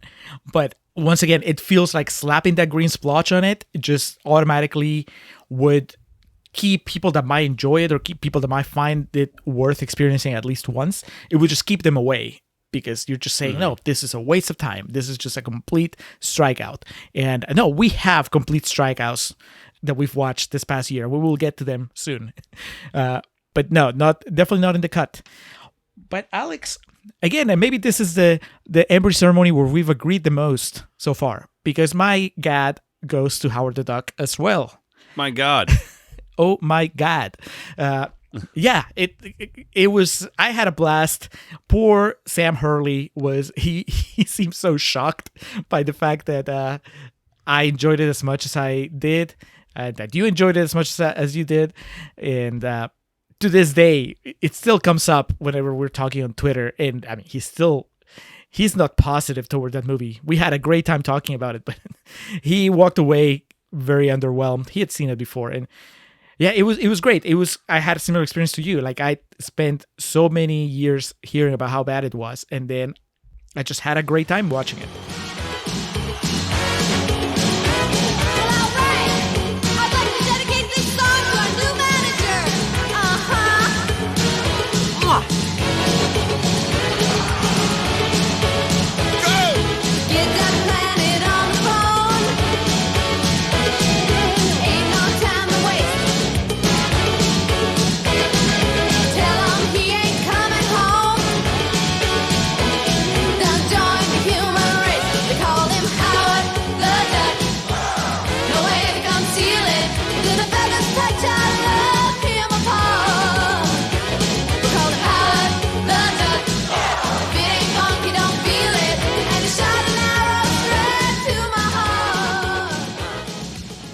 Howard, it's taken a long time, but you walk away with 2 great awards tonight. George Lucas will come to collect them. Yes, and then he will redesign them in his image. Yes. All right, getting down to the nitty gritty. We started off with supporting actress, so we'll close with actress in that regard before we get to film. So we'll go to actor. We'll move along to the Morrissey for actor in the past year, the Contrarians. Pretty straightforward lineup on this one. My honorable mention, one honorable mention goes to Scott Reeves for his performance in Jason Takes Manhattan as the hunk. That's it. The captain's son? Sean. Yeah, Okay. Sean Roberts. And obviously as someone who has a endless, it seems, affinity for classic slashers, be it Freddy, Jason, Michael Myers, Leatherface, what have you. So definitely accustomed to bad acting across the board. Mr. Reeves set a new standard. And I love Jason Takes Manhattan, but he was trying to pull it out and whip it out next to Peter Mark Richmond and V.C. Dupree, and it wasn't working for him. So Scott Reeves gets an honorable mention. Second honorable mention is Ansel Elgort for Baby Driver. It had Sorry, to happen. man. It had to happen sooner or later. Baby Driver was gonna come up in a negative way. I just wasn't buying it. I apologize. I mean, and I guess maybe that guy. I guess I threw some shade at Lily James earlier, but I know yours it hits harder. And maybe this guy will go on to make something that I absolutely love and love him in, but time will tell. From a few minutes ago to being complimentary towards him to now he takes home the Morrissey for actor in the past year, The Contrarians, and that is Mark Wahlberg for his role in The Happening. Jake? You don't have an opinion? You're not interested in what happened to the bees. You should be more interested in science, Jake. You know why? Because your face is perfect. problem is, your face is perfect at 15. Now, if you were interested in science, you would know facts like the human nose and ears grow a fraction of an inch each year. So a perfect balance of features now might not look so perfect 5 years from now. It might look downright whack 10 years from now. Come on, buddy. Take an interest in science. What could be a reason the bees have vanished? The happening and our experience covering that movie with Livestream for the Cure this year was quite fascinating, because my whole thing going in was I had seen it before, but I remember thinking it's not as bad as everyone says it is. And it's worse than everyone says it is. And I don't know what was clouding my judgment, what was clouding my mind, but Mark Wahlberg is Elliot Moore, and Mark Wahlberg is a good actor. We have established that in the right role. He's not Meryl Streep or fucking Idris Elba. He can't do anything. But this was not it for him, to the point where I almost felt bad for him in some parts of it. And, we had a record-breaking performance on Livestream for the Cure discussing that, and it kind of just nailed it home. But yeah, Mark Wahlberg, sorry, brother. We can hang out and talk about pain and gain for a while, but you got to take this L. You got to take this Morrissey home with you. Yeah, it's pretty bad. I have it in my short list. It's I think much like with you and Crash, like I felt that Wahlberg would be too easy. There is a part of me that admires the kind of like the balls. I think it's a mixture of like boldness and also lack of self-awareness to just say, I'm gonna play a science teacher and I'm gonna play it like this. It's a terrible performance, and yeah, I would give it to Morrissey if I didn't have performances that rubbed me the wrong way in a much more strongly, such as my first runner-up, David Caruso in Jade, because fuck him. Hands in his pockets the entire time, a lot of really weird shit going on around him. He barely reacts. This was not the movie to play cool, David. This was the movie to kind of find some emotion. But it's like, even when Linda Fiorentino is seducing him, he's just kind of like, I don't know. It's just, no, I mean, there's plenty wrong with Jade. Certainly, there's worse things than David Caruso going on in Jade, but he's not helping.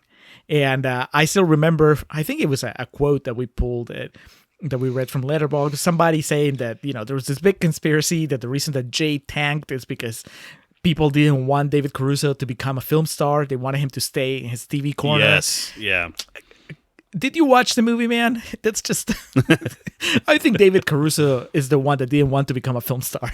It's like, maybe if I'm bad enough, they'll leave me alone. Let me be on CSI or whatever. So, Caruso's a runner-up. Another runner-up, my second runner-up, is Sylvester Stallone. Not for Oscar. I think that before we recorded the Oscar episode, I would have thrown Sly in, because my initial reaction was just like, this is not working, and it bothers me and it annoys me. But then, one, it's been a few days since I watched the movie. Two, we had a pretty good discussion about it, where really the three of you, Ryan and Bartek, kind of like helped me flesh out the fact that you can't say that he's not trying, So I'm good with him in Oscar. I'm not good with him in Tango and Cash. Tango and Cash is just him not trying to be funny. It's just him he's trying to be cool. He's not trying to be funny, and he should be trying to be funny. So he gets an honorable mention because of that. And you know what? I think that, like you kind of alluded to, the funniest Stallone that we've seen this year was in Grudge Match. And I didn't think that he was great in Grudge Match, but you're right. He made me laugh from time to time. He had that awesome reaction when he's having that dinner with Kim Basinger, and she reacts to his little like sculpture that he'd made, and she finally guesses that it's the right animal, and it's just like a split-second reaction where I'm like, my God, he got it. He's funny.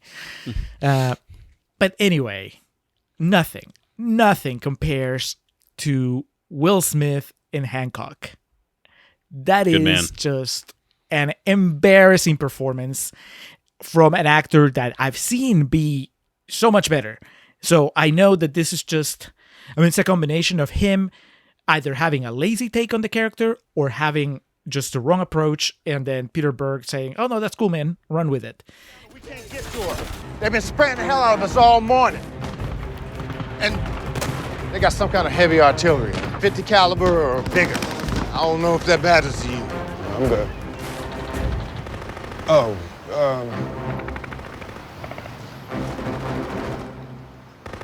good job. Good job. Really good job. It's not funny, and it's not insightful.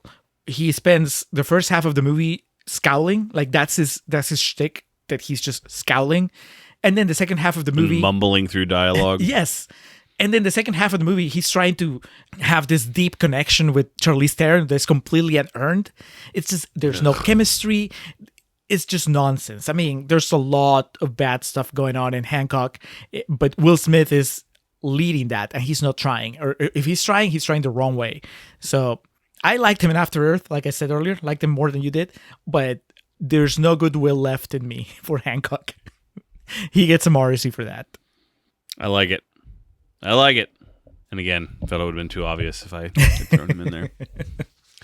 All right, so moving to the Embry side of it for actor. A couple of honorable mentions on my end. Sylvester Stallone for Grudge Match. Nice. For this scene you had talked about, his scene with John Bernthal, where he meets him in Kim Basinger's house. Just kind of their back and forth. Is you don't think of Stallone as someone who like leads scenes. You know, it's an interesting experiment in acting for him in that movie. And then also, I'm always so critical about people acting in front of green screens and stuff because it can a lot of times kill their ability as an actor, a la Rachel McAdams and Doctor Strange. But the scene at the car crash where he's trying to focus on the road, but he's deaf in one ear, and so he's doing back and forth. There's some really good shit in there from Sly. So he gets an honorable mention. Billy Bob Thornton and Sling Blade. I mean, come on. Rainn Wilson and The Rocker, because well, I mean, I was thinking about our discussion in that we talked about that was still before TV actors, movie actors, streaming media actors were all the same thing. Now everyone does everything, and that was like Dwight from The Office trying to make a movie, and he did what he could to not be Dwight in that. And I think it was a valiant effort that just kind of went unappreciated, with the exception of us, specifically you, but the contrarians, are big fans of that. You might have been able to call this coming from a mile away, but the Embry for actor on my side is going to go to Mickey Rourke as Randy the Ram Robinson in The Wrestler. Just an unbelievable film. And, my love of professional wrestling, the sport of kings, really builds to that, but it's up there with one of those just like outstanding performances that came and went. And you know what I mean, in the sense of he was Mickey Rourke leading into it, and then he was like, oh my God, one of the greatest actors in the world. And then he made Iron Man 2, and he hasn't really done too much since then. I just want to tell you, I'm the one who was supposed to take care of everything. I'm the one who was supposed to make everything okay for everybody. But it just didn't work out like that. And I left. I left you. You never did anything wrong. I used to try to, forget about you. I used to try to pretend that you didn't exist. But I can't. You're my girl. You're my little girl. And now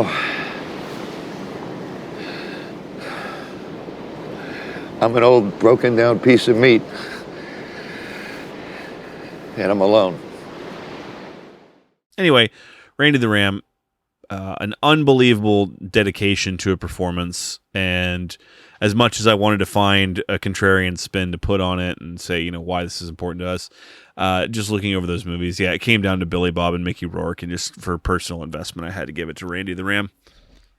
Yeah, that's we got a lot of pretty strong feedback passionate feedback about that episode, and a lot of it was complimenting your just the authenticity of your your teams.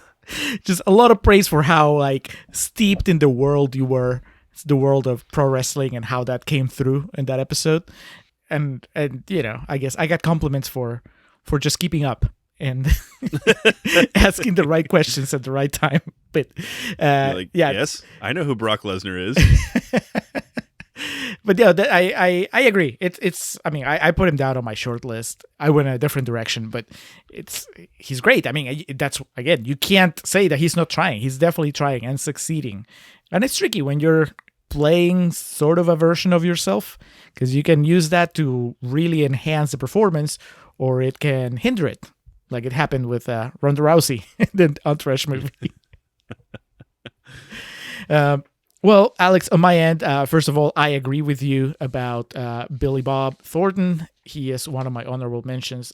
He's fantastic. That movie, he is not, we mentioned it in the episode, he's not, in that movie, he's not the Billy Bob Thornton that we've grown accustomed to.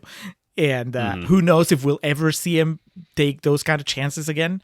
Nothing wrong with what he's doing now, but of course, there is just that, there's a difference between what he was doing in Slim Blade and what he does these days. And, I think that was before we had a Billy Bob Thornton persona, and he went out and did something that was just out of the box.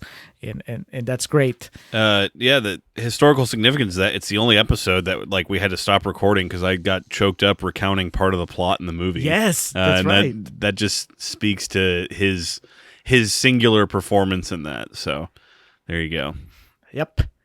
I've forgotten about that. There's a Contrarians first. My other runner-up is he may have fallen from grace, but you know what? You can't deny the power of his performance in Signs, and that is Mel Gibson, who I had forgotten how good he was, and then we watched the movie, and even it took me about, I don't know, maybe half the movie. It was when he gets to the moment where he gives Joaquin Phoenix the speech about faith and the two different kinds of people in the world and all that stuff. It's just so good. It's not very showy, but there's this man that's saying some really powerful shit, and kind of you can sense that he's just trying not to crack. And then, of course, later in the movie, we see him crack a couple of times, and it's just amazing. It's so earned. It's really good. That scene is emblematic of what being a great actor means. A lot of people can be loud, and a lot of people can yell and be very expressive. It takes a special talent for someone to almost whisper and just kind of deadpan, and you're completely captivated by what's happening. Yeah. It was one of my main takeaways of the Signs episode was just how good Mel Gibson was in it. I'd forgotten, because again, the public persona, it kind of eventually ends up taking up space in your mind, and you forget about individual performances. And so these days, before we rewatch Signs, whenever I thought of Mel Gibson, I was like, oh yeah, or all the scandals and all the stupid shit he said, and the trouble with the law, and whatever controversy he's embroiled in. And it's a shame that I'm not saying that I'm supporting whatever he said, but when you take his performance in Signs, you're like, wow, that's actually really good and really special. And I hope he finds some sort of peace and kind of get himself together so that we can get more of that. But ultimately, he doesn't get the Embry. And Alex, I mean, I had in my mind that I knew that there was a chance that you could give the Embry to Mickey Rourke, but I had a bigger question. And to me, it was more of is he going to give it to Joaquin Phoenix or Philip Seymour Hoffman? And I'm like, I wonder if we'll have the same. And except that it wasn't even a question because you gave it to Rourke. Too obvious. I have to be obvious, man. After this last rewatch, I don't know if it's my favorite Philip Seymour Hoffman performance, but it's certainly up there. And it's definitely in the spirit of the Embries, the spirit of the show. It is an actor that is not resting in his laurels. It's a little bit like giving the Embry to Toni Collette for The Sixth Sense. It's just it's a good movie that she's in, but she does more with the material anyway. And the same thing with Philip Seymour Hoffman. I mean, the character of Lancaster Dodd is written to where, as an actor, I imagine you don't have to do that much. There's already like the setup is enough that you're going to be able to command the movie in a way. You have the crazy speeches, and you have the weird like Scientology vibe, like the cold mind vibe. And then you have Joaquin Phoenix, kind of like keeping things lively. But still, Philip Seymour Hoffman is captivating. He just took the time to really make it memorable. And that's the thing, to me, like he didn't stop trying. He didn't stop, like, he has that Ethan Embries spirit. He's just like going for it. And I walk away from watching The Master. I'm always in awe and just happy that he didn't settle. Kind of like with Toni Collette. Like I've seen Philip Seymour Hoffman in movies that were less than great, but he was always just seemed to be trying to put his own mark on the character. So yeah, I'm happy giving him the Embry. Man, it's my second posthumous Embry of the night. But very well deserved. I put that girl upon my knee, Mark, well, what I do say? I put that girl upon my knee, she said, young man, you're rather free. Sotto voce. She swore that she'd be good to me. Mark, well, what I do say? She swore that she'd be good to me. She spent my money fast and free. The senator was our captain. He was a mighty dog. Served out to all the company a double share of strong. Everyone!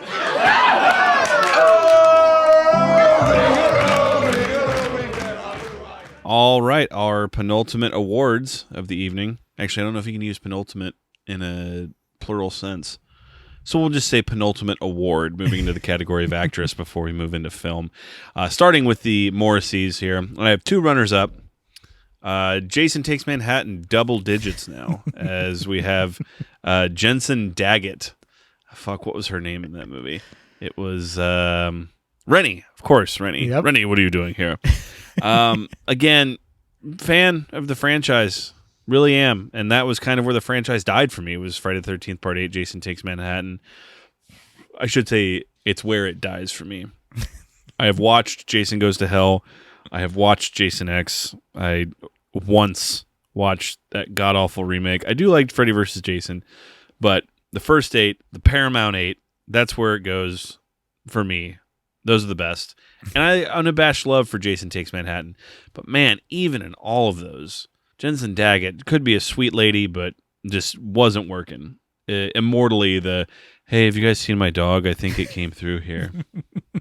It'd be too obvious to have her win, but it has to be mentioned. That is Elizabeth Berkley in Showgirls. The saving grace is that she's going for it. Yep. She's trying. The problem is what she's trying is not good, and no one reined her in, and no one pulled her aside and smartened her up and said, hey, no. You see Gina Gershon be like that. Be more like that. No, instead they encourage her. They're like, louder, harder. Exactly. Yes. Dig deep. So my winner for the Morrissey, and I had weighed potentially giving this also to actor, but I think it might have just been I didn't want to talk about Adam Driver. But Scarlett Johansson in Marriage Story, I understand she was nominated for a lot of legitimate awards across the board, but this movie had to go home with something, and the one thing I could think of, I think that's it. Adam Driver's such a little bitch in that he's not even deserving of a Morrissey. Whereas Scarlett Johansson is, everyone in that movie is annoying and bad. And if we had like a Morrissey for director, I would have no honorable mentions. It would just be Noah Baumbach. I just don't get it, man. And Scarlett Johansson's extremely talented and a great actress, super funny, good at dramatic shit. But everything in this, to me, it was like that skit she did on SNL when she hosted, like in 2009 or 2010, where she played a child actor, And she was acting like a child actor, and she'd say her lines like this, and have her hands on her hips and stuff. I'm like miming it out in my living room or my bedroom right now, and that's what it felt like. It was so well acted, and one of the actors was this big, shaggy bear who played all his lines looking directly at me, which I knew couldn't be the case, but it felt like it. And then later, of course, I learned that it was. These cookies are really great, too. I'll send you home with some. Afterwards, I was introduced to the cast, and the bear turned out to also be the director. He talked to me, and I talked back. The dead part wasn't dead. It was just in a coma. And it was better than the sex, the talking. Although the sex was also like the talking. Everything's like everything in a relationship. Do you find that? To me, this all felt like, with the exception of Laura Dern, Alan Alda, and Ray Liotta, to me, seemed like the only genuine parts of that movie. The other people seemed like they were... The lawyers. I just realized it's just the lawyers. Yes. I guess that's it. That's the only people that Noah Baumbach knows how to direct. Obviously, before anyone gets this twisted, I know Scarlett Johansson in this performance is classically better than Elizabeth Berkley or Jensen Daggett or probably even some people that I've given other awards to. But this movie, Marriage Story, I could not stand. I could not tolerate. It's one of the only movies we've ever done that I could not wait for it to be over. And I was trying to think of like the levels of annoyance I had with performances and characters in this movie. And Scarlett Johansson in Marriage Story was the character that I just found myself so annoyed with. Nicole. And probably because she's the domineering personality. Like I said, Adam Driver's the Charlie character, that's very weak and very, I've used the word unremarkable, but it definitely goes to describe him. So, yeah, I'm sorry. I know it's unpopular, but y'all knew coming into this that Marriage Story was leaving with at least one Morrissey. And it's leaving with the Morrissey for actress. Well, that's like your opinion, man. I mean, listen to the episode, guys. I'm not gonna repeat myself. Explain to Alex why he's wrong. That's your opinion, man. She's great. She is a great actress. Yes, she's put in a very difficult position in this movie, in the sense that even though they're both in the wrong because of so many things that we discussed in the episode, but in the end, her character ends up somehow coming across as the villain, at least for most people, right? It's like, oh, well, now she's cheating on him, and now she went around and talked to all the lawyers. Now he's screwed, and she's kind of blindsiding him with all this stuff, and so in a way, because Adam Driver gets to play the victim card a little more, I feel like, I mean, they're both great, but he has it a little easier when it comes to performance, and I mean, none of this matters because you hate them both. Yeah, I was about to say, I did not find her to be the bad guy. I found the movie to be the bad guy. Yes, you think Baumbach is the bad guy? It's years ago, but if you want to listen to, if you want proof that I love Scarlett Johansson, you can go listen to our Lost in Translation episode. Everyone's over the moon about that movie and that one, and she's great in that. Yeah, I think she's a very underutilized comedic actress also. But anyway, sorry.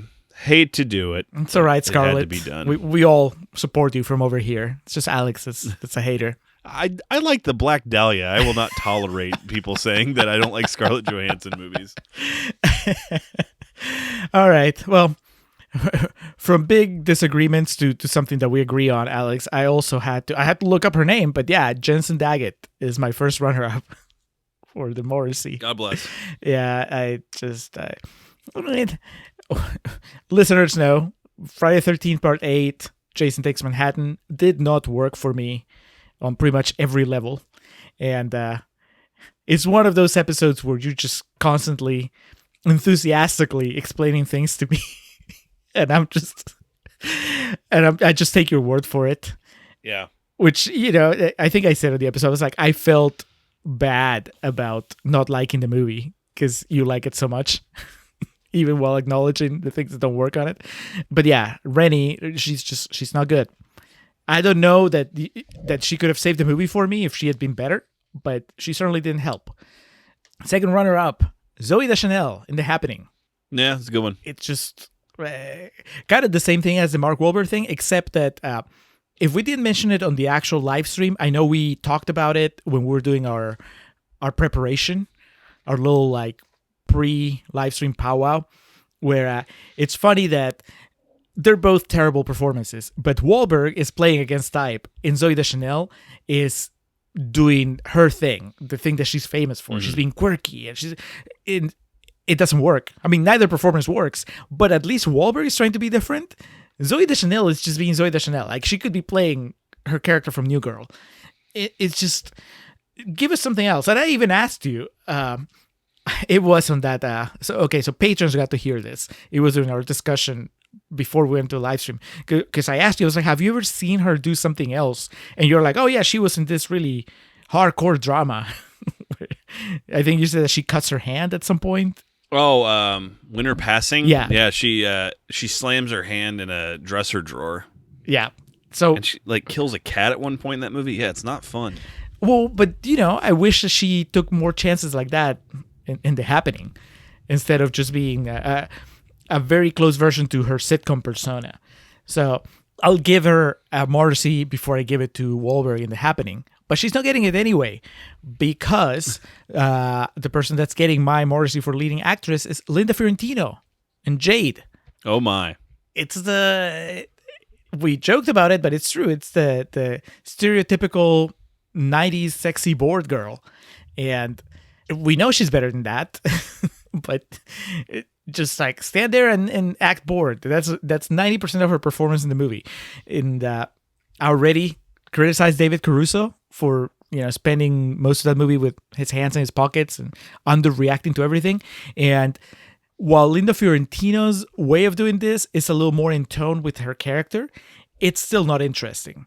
And again, among the many, many things that don't work in Jade, I think her performance, I mean, she's Jade. And it's just so underwhelming. So yeah, she walks away with the Morrissey. All right, let's get on with it.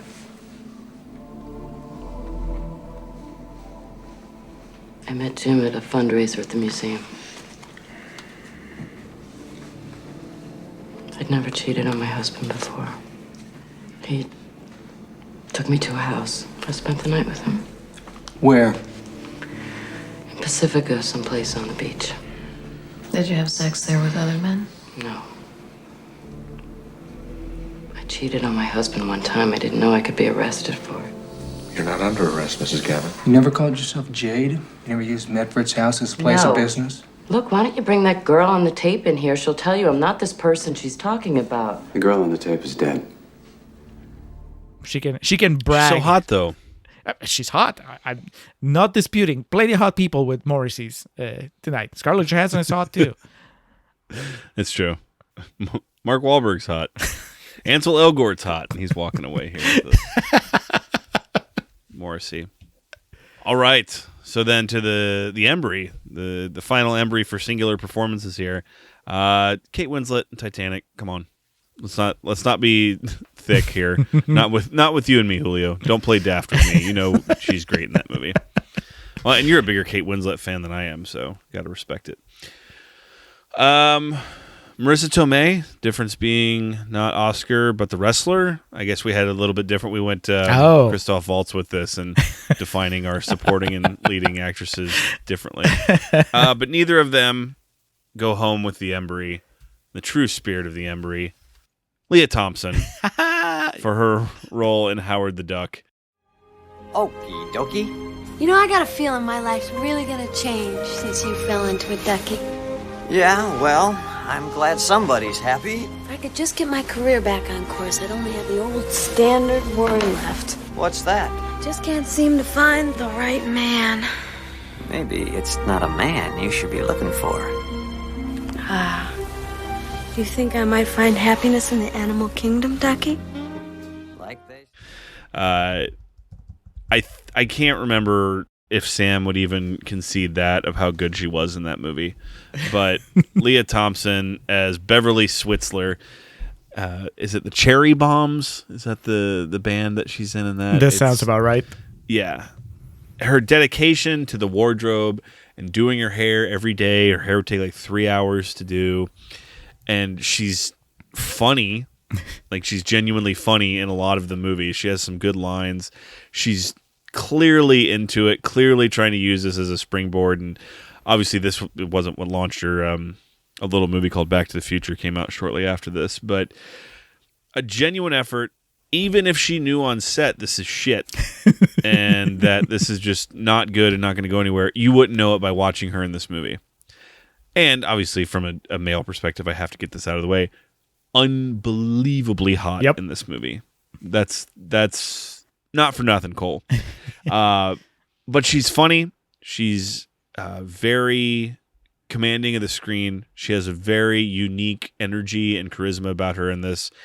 And again, like I said from the start, when we were, or from the GAD, I should say, or from the episode, William Huck did not create Goodfellas. William Huck did not create Seven Samurai. He made just an okay movie that got a really, really unfair bum rap. And one of the really, really good parts about his okay movie is Leah Thompson.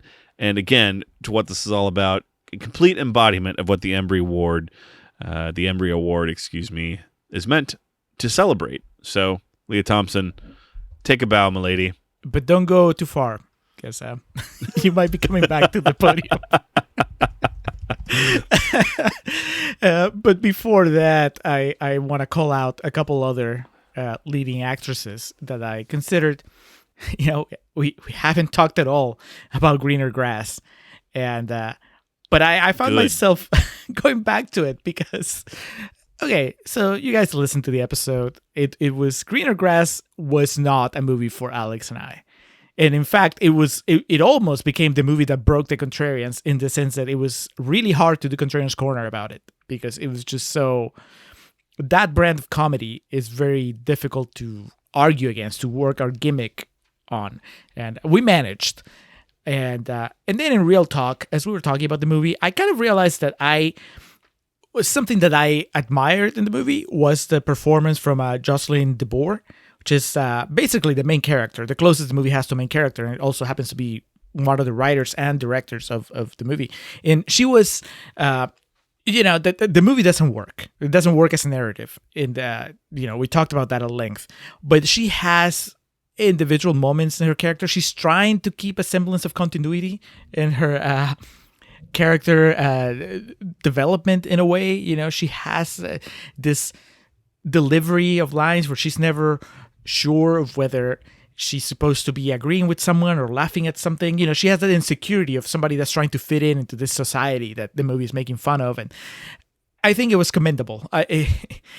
In a way, yeah, she's not the funniest element in the movie. That would be, what's the guy from Saturday Night Live with the pool water subplot? Oh, Beck Bennett. Yeah, Beck Bennett is probably the funniest thing in the movie. But I think Jocelyn DeBoer has more to do, has like a harder job, and she does, what she can with it. I mean, not enough to get her an Embry, but I felt like I needed to mention it. It's part of Contrarian's history now. Also, along the same lines, like kind of like giving points for effort, I want to call out Meg Ryan in The Cut. Like, we disagreed on how we took that performance. You really disliked it. I was more like, I'm intrigued because it's so different from the Meg Ryan that I have in my head that it was. I kind of want to reward the fact that she went for it. She got naked with Mark Ruffalo, and she's just like, this is not a romantic comedy at all. This is not playing to my strengths. The movie is overall considered a failure, but I kind of like give props for her effort. She's done better. She's had better performances, and she's been in better movies. But it's still, I'm glad that, I want to reward the effort, the spirit of the Embry. But then you guys heard me in the Howard the Duck episode. I was so invested in that relationship between Leah Thompson and the Duck. That is quite an achievement to have chemistry with an animatronic. She sold it. There was like whole sequences where she's just there on the verge of making out with this duck. Like really carried. They have a tearful goodbye when she thinks it's almost like having something in front of you to act with is beneficial. I knew that was coming. I'm sure to a classically trained actress like Leah Thompson, that makes a difference. She's great. How could anyone not love her in that movie, even if you hate everything else? Right. She's just going for it. She's just having fun. She's committing. She's never embarrassed of the movie she's in. I don't think that anybody in that movie is embarrassed of the movie they're in, at least not in the moment. Maybe later on they might have tried to distance themselves from it, but even the most problematic actor in that movie had a really funny yes. performance. Yep. Yeah. On kind of a meta level, like after we did the episode, I kept like kind of looking into other connections of Howard the Duck's history, and like Leah Thompson, she doesn't, she kind of relishes her role in Howard the Duck and her connection to it. She collaborated with in a comic book story, like a Howard the Duck story arc in the comics. And I want to say it might have been one of our listeners, maybe it was Ryan. I don't know. Somebody mentioned that, she had actually tried to pitch herself as director for the Howard the Duck movie for Marvel. She likes the character. She likes the story. I mean, it's just, and you can tell, she was all in during the movie while they were making it. So it's so great that she walks away with 2 Embries. Double fisting. Yeah. Yeah, that part, I always, in my mind, there's, one from the male perspective of just being a gross dude. That part where she's playing the guitar and then does the splits. I think that was the last time I was watching like something where a woman did something and I audibly went, oh. I just had such a sincere reaction to it. But from like just the level of levity and just fun she brings to it, I always think of the part where Howard falls asleep and she's going through his wallet and she finds the condom in there and she goes, Howard, and like just starts like kind of smirking to herself. It's so good. Howard.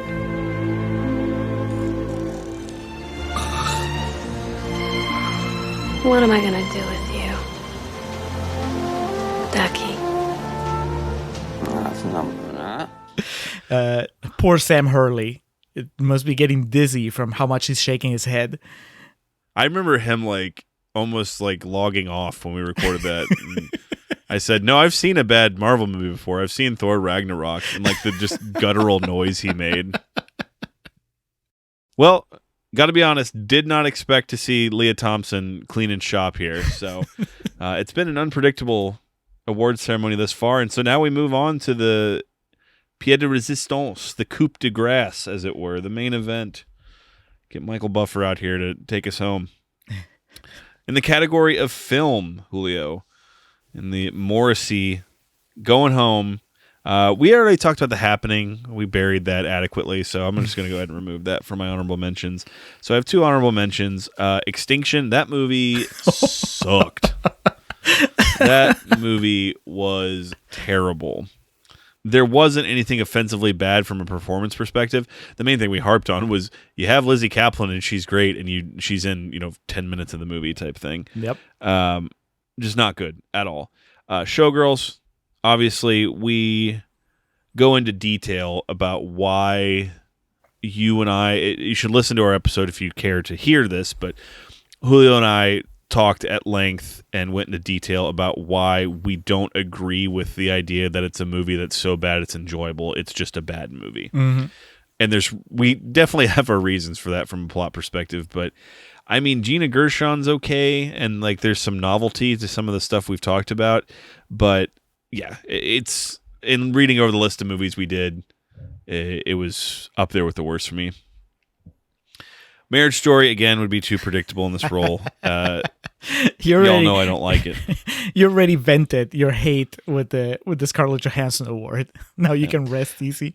Yeah, but the Morrissey should come as no surprise to anybody. Mine goes to Hancock. I said on the episode, and I have said it is one of the very few movies that I reserve the word hate for. I hate that movie. I was listening to Ian of 616 Entertainment talk about Halloween 5 recently, and he said I'm getting to the point of, because I'm going to steal his inflection, but he said he watched Halloween 5 for this retrospective he was doing, and he said, it's the last time I watched that fucking movie.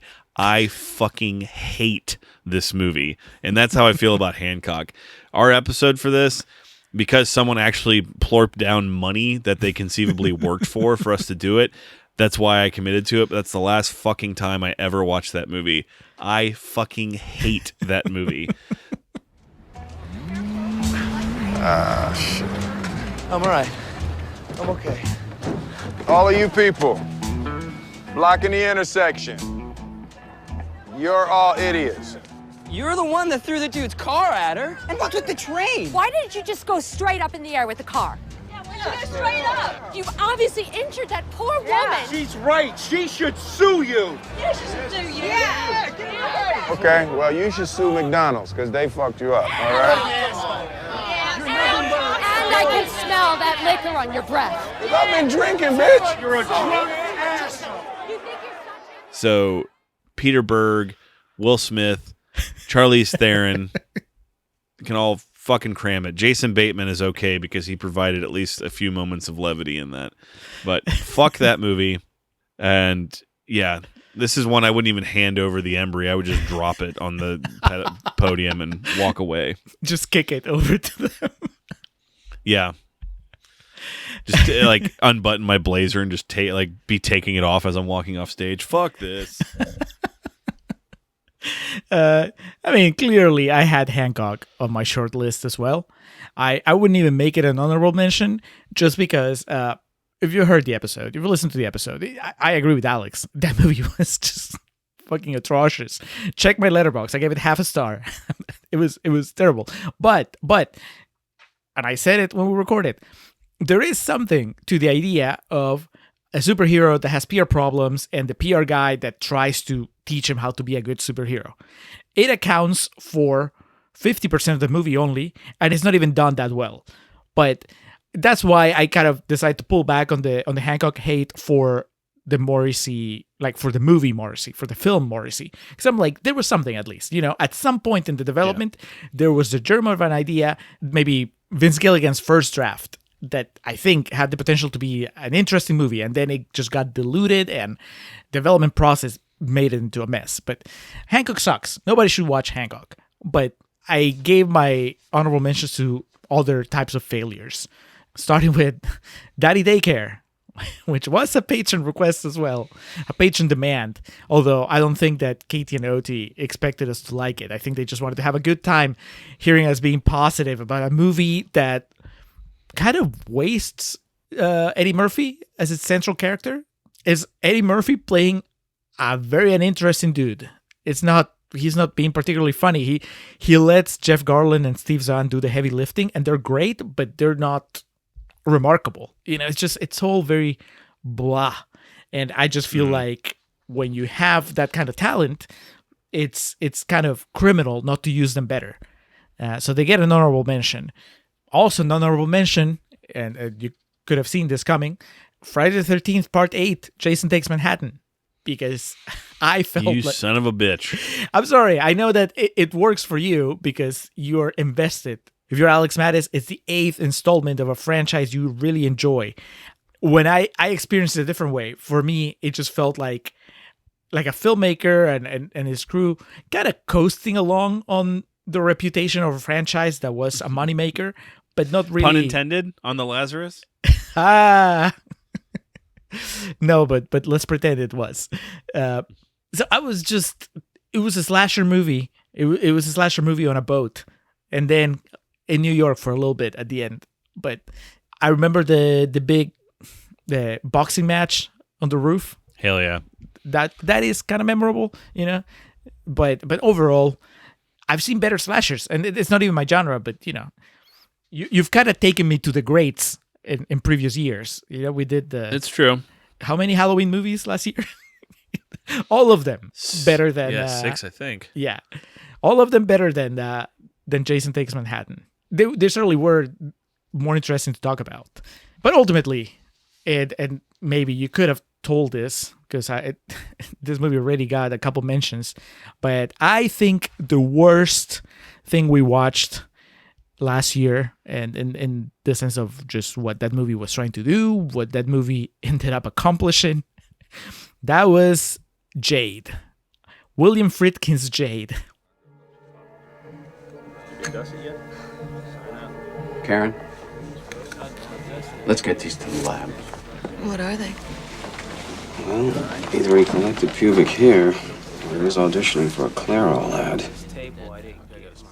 Poor William Friedkin does not deserve to have his name attached to the movie, but yet there he is as the man who directed it. Written by the same guy that wrote Showgirls, so no surprise, Joe Esterhaz. It feels more like a Joe Esterhaz movie than a William Friedkin movie, like I said on the episode. It's nothing. It's meant to, I guess, be disturbing, to titillate you maybe, to be provocative. It does none of those things. It's kind of boring.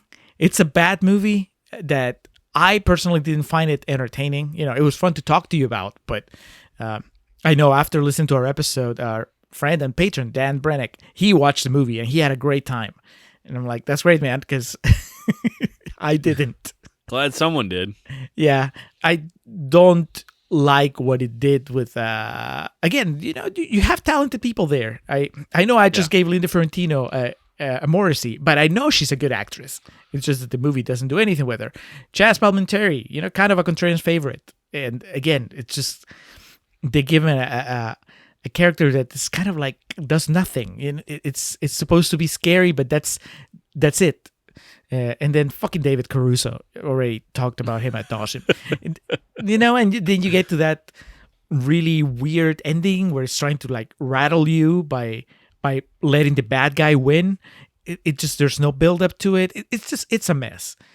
I mean, Showgirls is the worst thing that we watch quality wise, as in like, my God, I don't want to sit through that ever again. But that doesn't mean that Jade is any better. It's just that Jade is shorter and it's at least a little more competently put together. Like there's a couple of like, chase scenes in the car that were kind of exciting. And it has Ken King who just missed his Embry this year.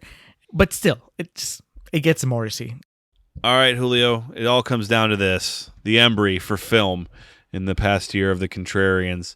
Only one runner-up in this category, and might kind of come out of left field, but when I was looking over the list, I was thinking of movies, and my immediate reaction to them wasn't things that I went into with a lot of backstory a la Titanic, which I really like Whiplash. I don't know if it would be up there with these, but Titanic, RoboCop, The Wrestler. I really enjoyed Spider-Man Into the Spider-Verse. That was a good one too. The Sixth Sense, which I knew was good, but wasn't sure, but that obviously was affirmed there. Pain and Gain I love. The Master, obviously, I fucking love. But these were all things that we knew. So when I was giving out this award, I wanted to make sure to give it to what deserved it and to what was the one that I had the most positive reaction to and surprising reaction to. So my runner-up, we're going to have to go back to, I believe it was the month of March that we covered this movie, and also expanded the canon of the term Baccarat blind, and that is Baccarat, which was a request by, was it Paul, I believe, from Filmbusters? Yeah. And we did just that, went in Baccarat blind, watched this movie on like a Sunday, I think, a Sunday morning before we recorded, and I was just absolutely blown away by what I saw. Absolutely loved this film. And it's become rare that on here, it's exceedingly rare, in fact. I can list on one hand the amount of movies we've done like this, and that's the brilliance of having patrons that can, throw something our way. But this was one of the movies we've done that I had absolutely no context or knowledge of going into, and was just over the moon about it. The only reason I don't own it yet is because the Blu-ray is hard to acquire for less than $20, and as much as I love physical media, $20 is still where I draw the line.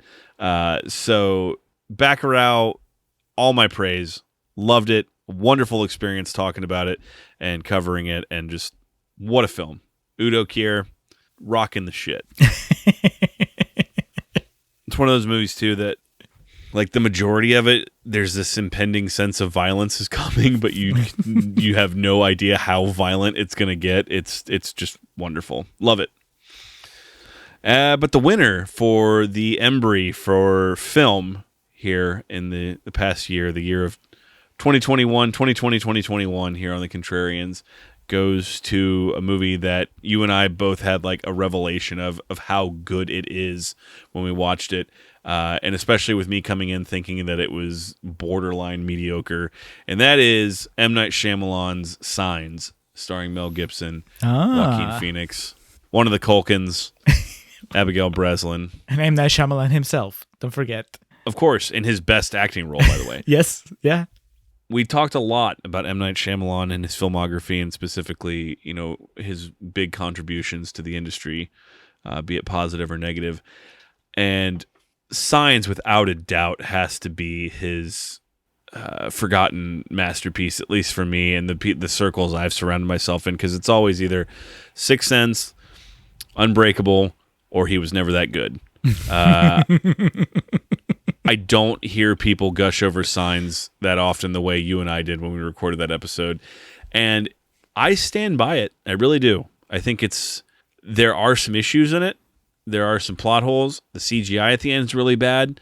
There's a couple parts that drag and don't make sense. But overall, it's just a fantastic film and tremendous acting, and one that I would not have garnered an appreciation for to this level had it not been for us doing this podcast. So in the spirit of that, I thought it deserved the Embry. What's the matter with everyone? Eat. Maybe we should say a prayer. No. Why not? We're not saying a prayer. Bo has a bad feeling. I had a dream. We aren't saying a prayer. Eat. I hate you. That's fine. You let Mom die. Morgan. I am not wasting one more minute of my life on prayer. Not one more minute. Understood? Now we are going to enjoy this meal. No one can stop us from enjoying this meal, so enjoy it! Stop crying! Graham. Don't yell at her! All right. Since you're all not going to eat, I'm going to try some of everything. So Julio, that covers things on my end. Where's your big one going? So we have some agreement here in the sense that I have Bacurau on my honorable mentions, and I really wanted, for a while I was like, I should just give it the Embry because it's just so perfect as far as what the Embry is supposed to be, right? It's kind of like this small movie that does big things, and it just it's Ethan Embry. It's just like these filmmakers got together and they told this story that's just bananas, and they executed it well, and I was glued to the screen, and it was just so much fun. So it was pretty close to winning it. Also close to winning it, Sling Blade, because it was just another one that neither of us had seen it, and we both walked away from it going like, man, it was just as good as everybody said. It was just, and then you put it in the context of, it's, Billy Bob Thornton wrote it, directed it, starred in it, and that was it. Then he was a Hollywood player, and that's just great. But what it didn't do that my my eventual winner did is it didn't like change my mind. I expected the Sling Blade to be good, and then it was better than I expected. But it was kind of like, in the end, it was like, it makes sense. Yeah.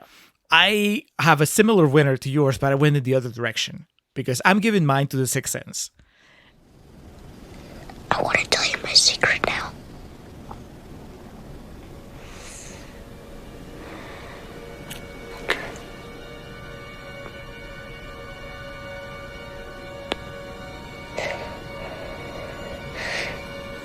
I see dead people. In your dreams? While you're awake?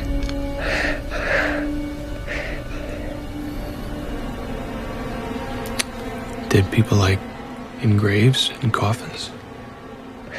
Walking around like regular people. They don't see each other. They only see what they want to see. They don't know they're dead. Nice.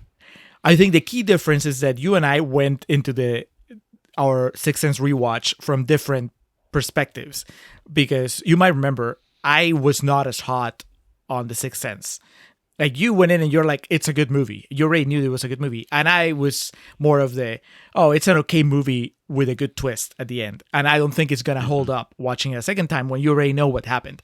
And then, surprisingly, it's actually a better movie on rewatch, at least in my experience. I was just really floored by how much more emotional it was watching it, knowing that Bruce Willis is dead the entire time, and how well it works. Not in a logical sense, because, we pointed out in the episode, like, logically, there's a lot that's just, it's just Shyamalan waving his magic wand and saying he sees what he wants to see. And then that's, that's kind of like... These are not the droids you seek. Yeah. There's just like a wallpaper that goes over all the plot holes. And I'm okay with that, because, like you said in the episode, remember, like, you're like, when you're that invested, you just power through the little plot holes and the whatever leaps of logic that you have to make, because the emotional stuff is so good. And it made me reevaluate Haley Joel Osment's performance, which in my mind had always been just this kind of like, oh, it's okay, but it's just a kid that whispered a lot. And I was like, oh no, he actually does so much in that movie. Yeah. Toni Collette, like I mentioned earlier, I gave her the Embry because it just, now coming into it, knowing her as an actress was so much more pleasurable to see her all those years ago and still being as great as she is now. Bruce Willis was fine. He didn't blow me out of the water. But again, it's like, hey, remember back when Bruce Willis in a movie didn't mean that the movie was already starting with a handicap. He's still like solid. He cares. And Shyamalan just being a good director. Yes, I gave him the Morrissey for his cameo. And like I said, that's more of like a cumulative thing from all the other cameos that he went on to do, but even that doesn't ruin the movie. It was just so good. And ultimately, he's not an actor, but this was I think we said his third movie, and you could sense that there was a guy that had finally kind of like found his stride, and he went on to carry it, at least in my opinion, for the next 3 movies. He did Sixth Sense, Unbreakable, Signs, The Village. All those movies have their problems, but it's just such an impressive quartet from a filmmaker, and it all starts here. He was the Ethan Embry at that moment. He took his chance, and he did everything he could to make the Sixth Sense be a movie that was gonna resonate throughout the industry, and it did. It's just a personal thing. Did you know you had that take once he said, "I see dead people"? You're like, got it. Yeah, when he said it, but when I wrote it, I thought it was overwritten, and it is overwritten. It's a little young for his age, but I needed to get the plot all in one line, and I was trying to. So it's not particularly well written, but he. That's like one of the most famous lines in movie history. It's not. It's like he's 10, and I wrote it for it's really a 6 or 7-year-old would say. It's I was really going to complain about that after the movie. You're off by 4 years. Boo! I'm happy. That was the best line ever. So, the Sixth Sense gets my Embry for movie, which means that M. Night Shyamalan now has a movie Embry for The Sixth Sense, and has a supporting actor Morrissey for The Sixth Sense. What a life! The Lord giveth, the Lord taketh away. Yes, heavy lies the crown. All right, so twist. That wraps up this year's Embry ceremony. As always, we appreciate y'all being here with us, and those that contributed, we appreciate y'all the same. And it's not too late. If you're listening to this now and you want to shoot over any of your winners, losers, honorable mentions, we welcome them. But Julio, that wraps up year 7. On to year 8. On to year 8. We got plenty in the cannon here to go. Before we get out of here, though, for the Embries ceremony, we do want to make sure we, as always, give a thanks to the people that make this machine run, and some of the people that help contribute and make what we do possible. We start off by giving thanks to the Festive Years, who provide our opening and closing tracks. They kick us off with Last Stand and take us home with Summer of 99. Be sure to head over to thefestiveyears.com for any and all Festive Years needs. our friend and fellow podcaster Hans Rotgieser. He's the man behind our logo, behind all the graphics on our website, on our Patreon page, on our merch. The man does it all. He likes doing things with our little tomato logo, just putting the little tomato in different situations.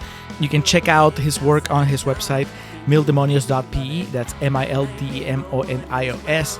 You can check out his podcast, Nación Combi and Marginal. One is about Peruvian current affairs, the other one is about economy. You can check out his books. He has a whole bunch of zombie novels. Most recent one is a fake Peruvian history book that tells the Peruvian history as if it was populated with zombies. It's called Historia del Peru. You can reach Hans on Twitter at Mildemonios. You can email him, mildemonios@hotmail.com. Just tell him how much you've enjoyed his logo over the past few years of Contrarian's goodness. Hans, thank you for all your support. And we also give thanks to Ms. Zoe Perez, who helps out greatly with our social media game. If you haven't already, go to facebook.com/ContrarianPrime. On there, Zoe helps upload and edit and post some exclusive videos to our Facebook, where we give trivia, intros, opinions, factoids on movies that we're covering that week. And also on Instagram, if you haven't already, at Contrarian Prime, give us a follow. On there, Zoe posts some audio clips, videos, interactive graphics, a lot of stuff that Julio and I are too old and crotchety to figure out how to do ourselves. Zoe, we appreciate all that you do for us. And lastly, thank you to the people who have been listening to this. If this is your first episode, you've been listening for 1 year, 2 years, 3 years, or if you've been along for the whole journey, we greatly appreciate our fan base, and that's why we continue to do it. So, Julio, here's to year 8, where you and I will continue to be right, while our adoring listening public will continue to be wrong. Whatever the case may be, we appreciate you all, and we will catch you next time. But patrons, don't go yet, because there's an after party on the Patreon channel. Just check out our Patreon awards. The Patronies? I don't know. We'll figure it out, but look for more Still a work in content. progress.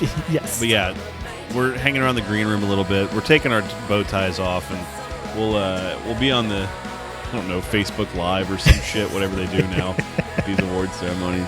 TikTok. But yeah, the after party's over on the Patreon, so we'll catch you all there.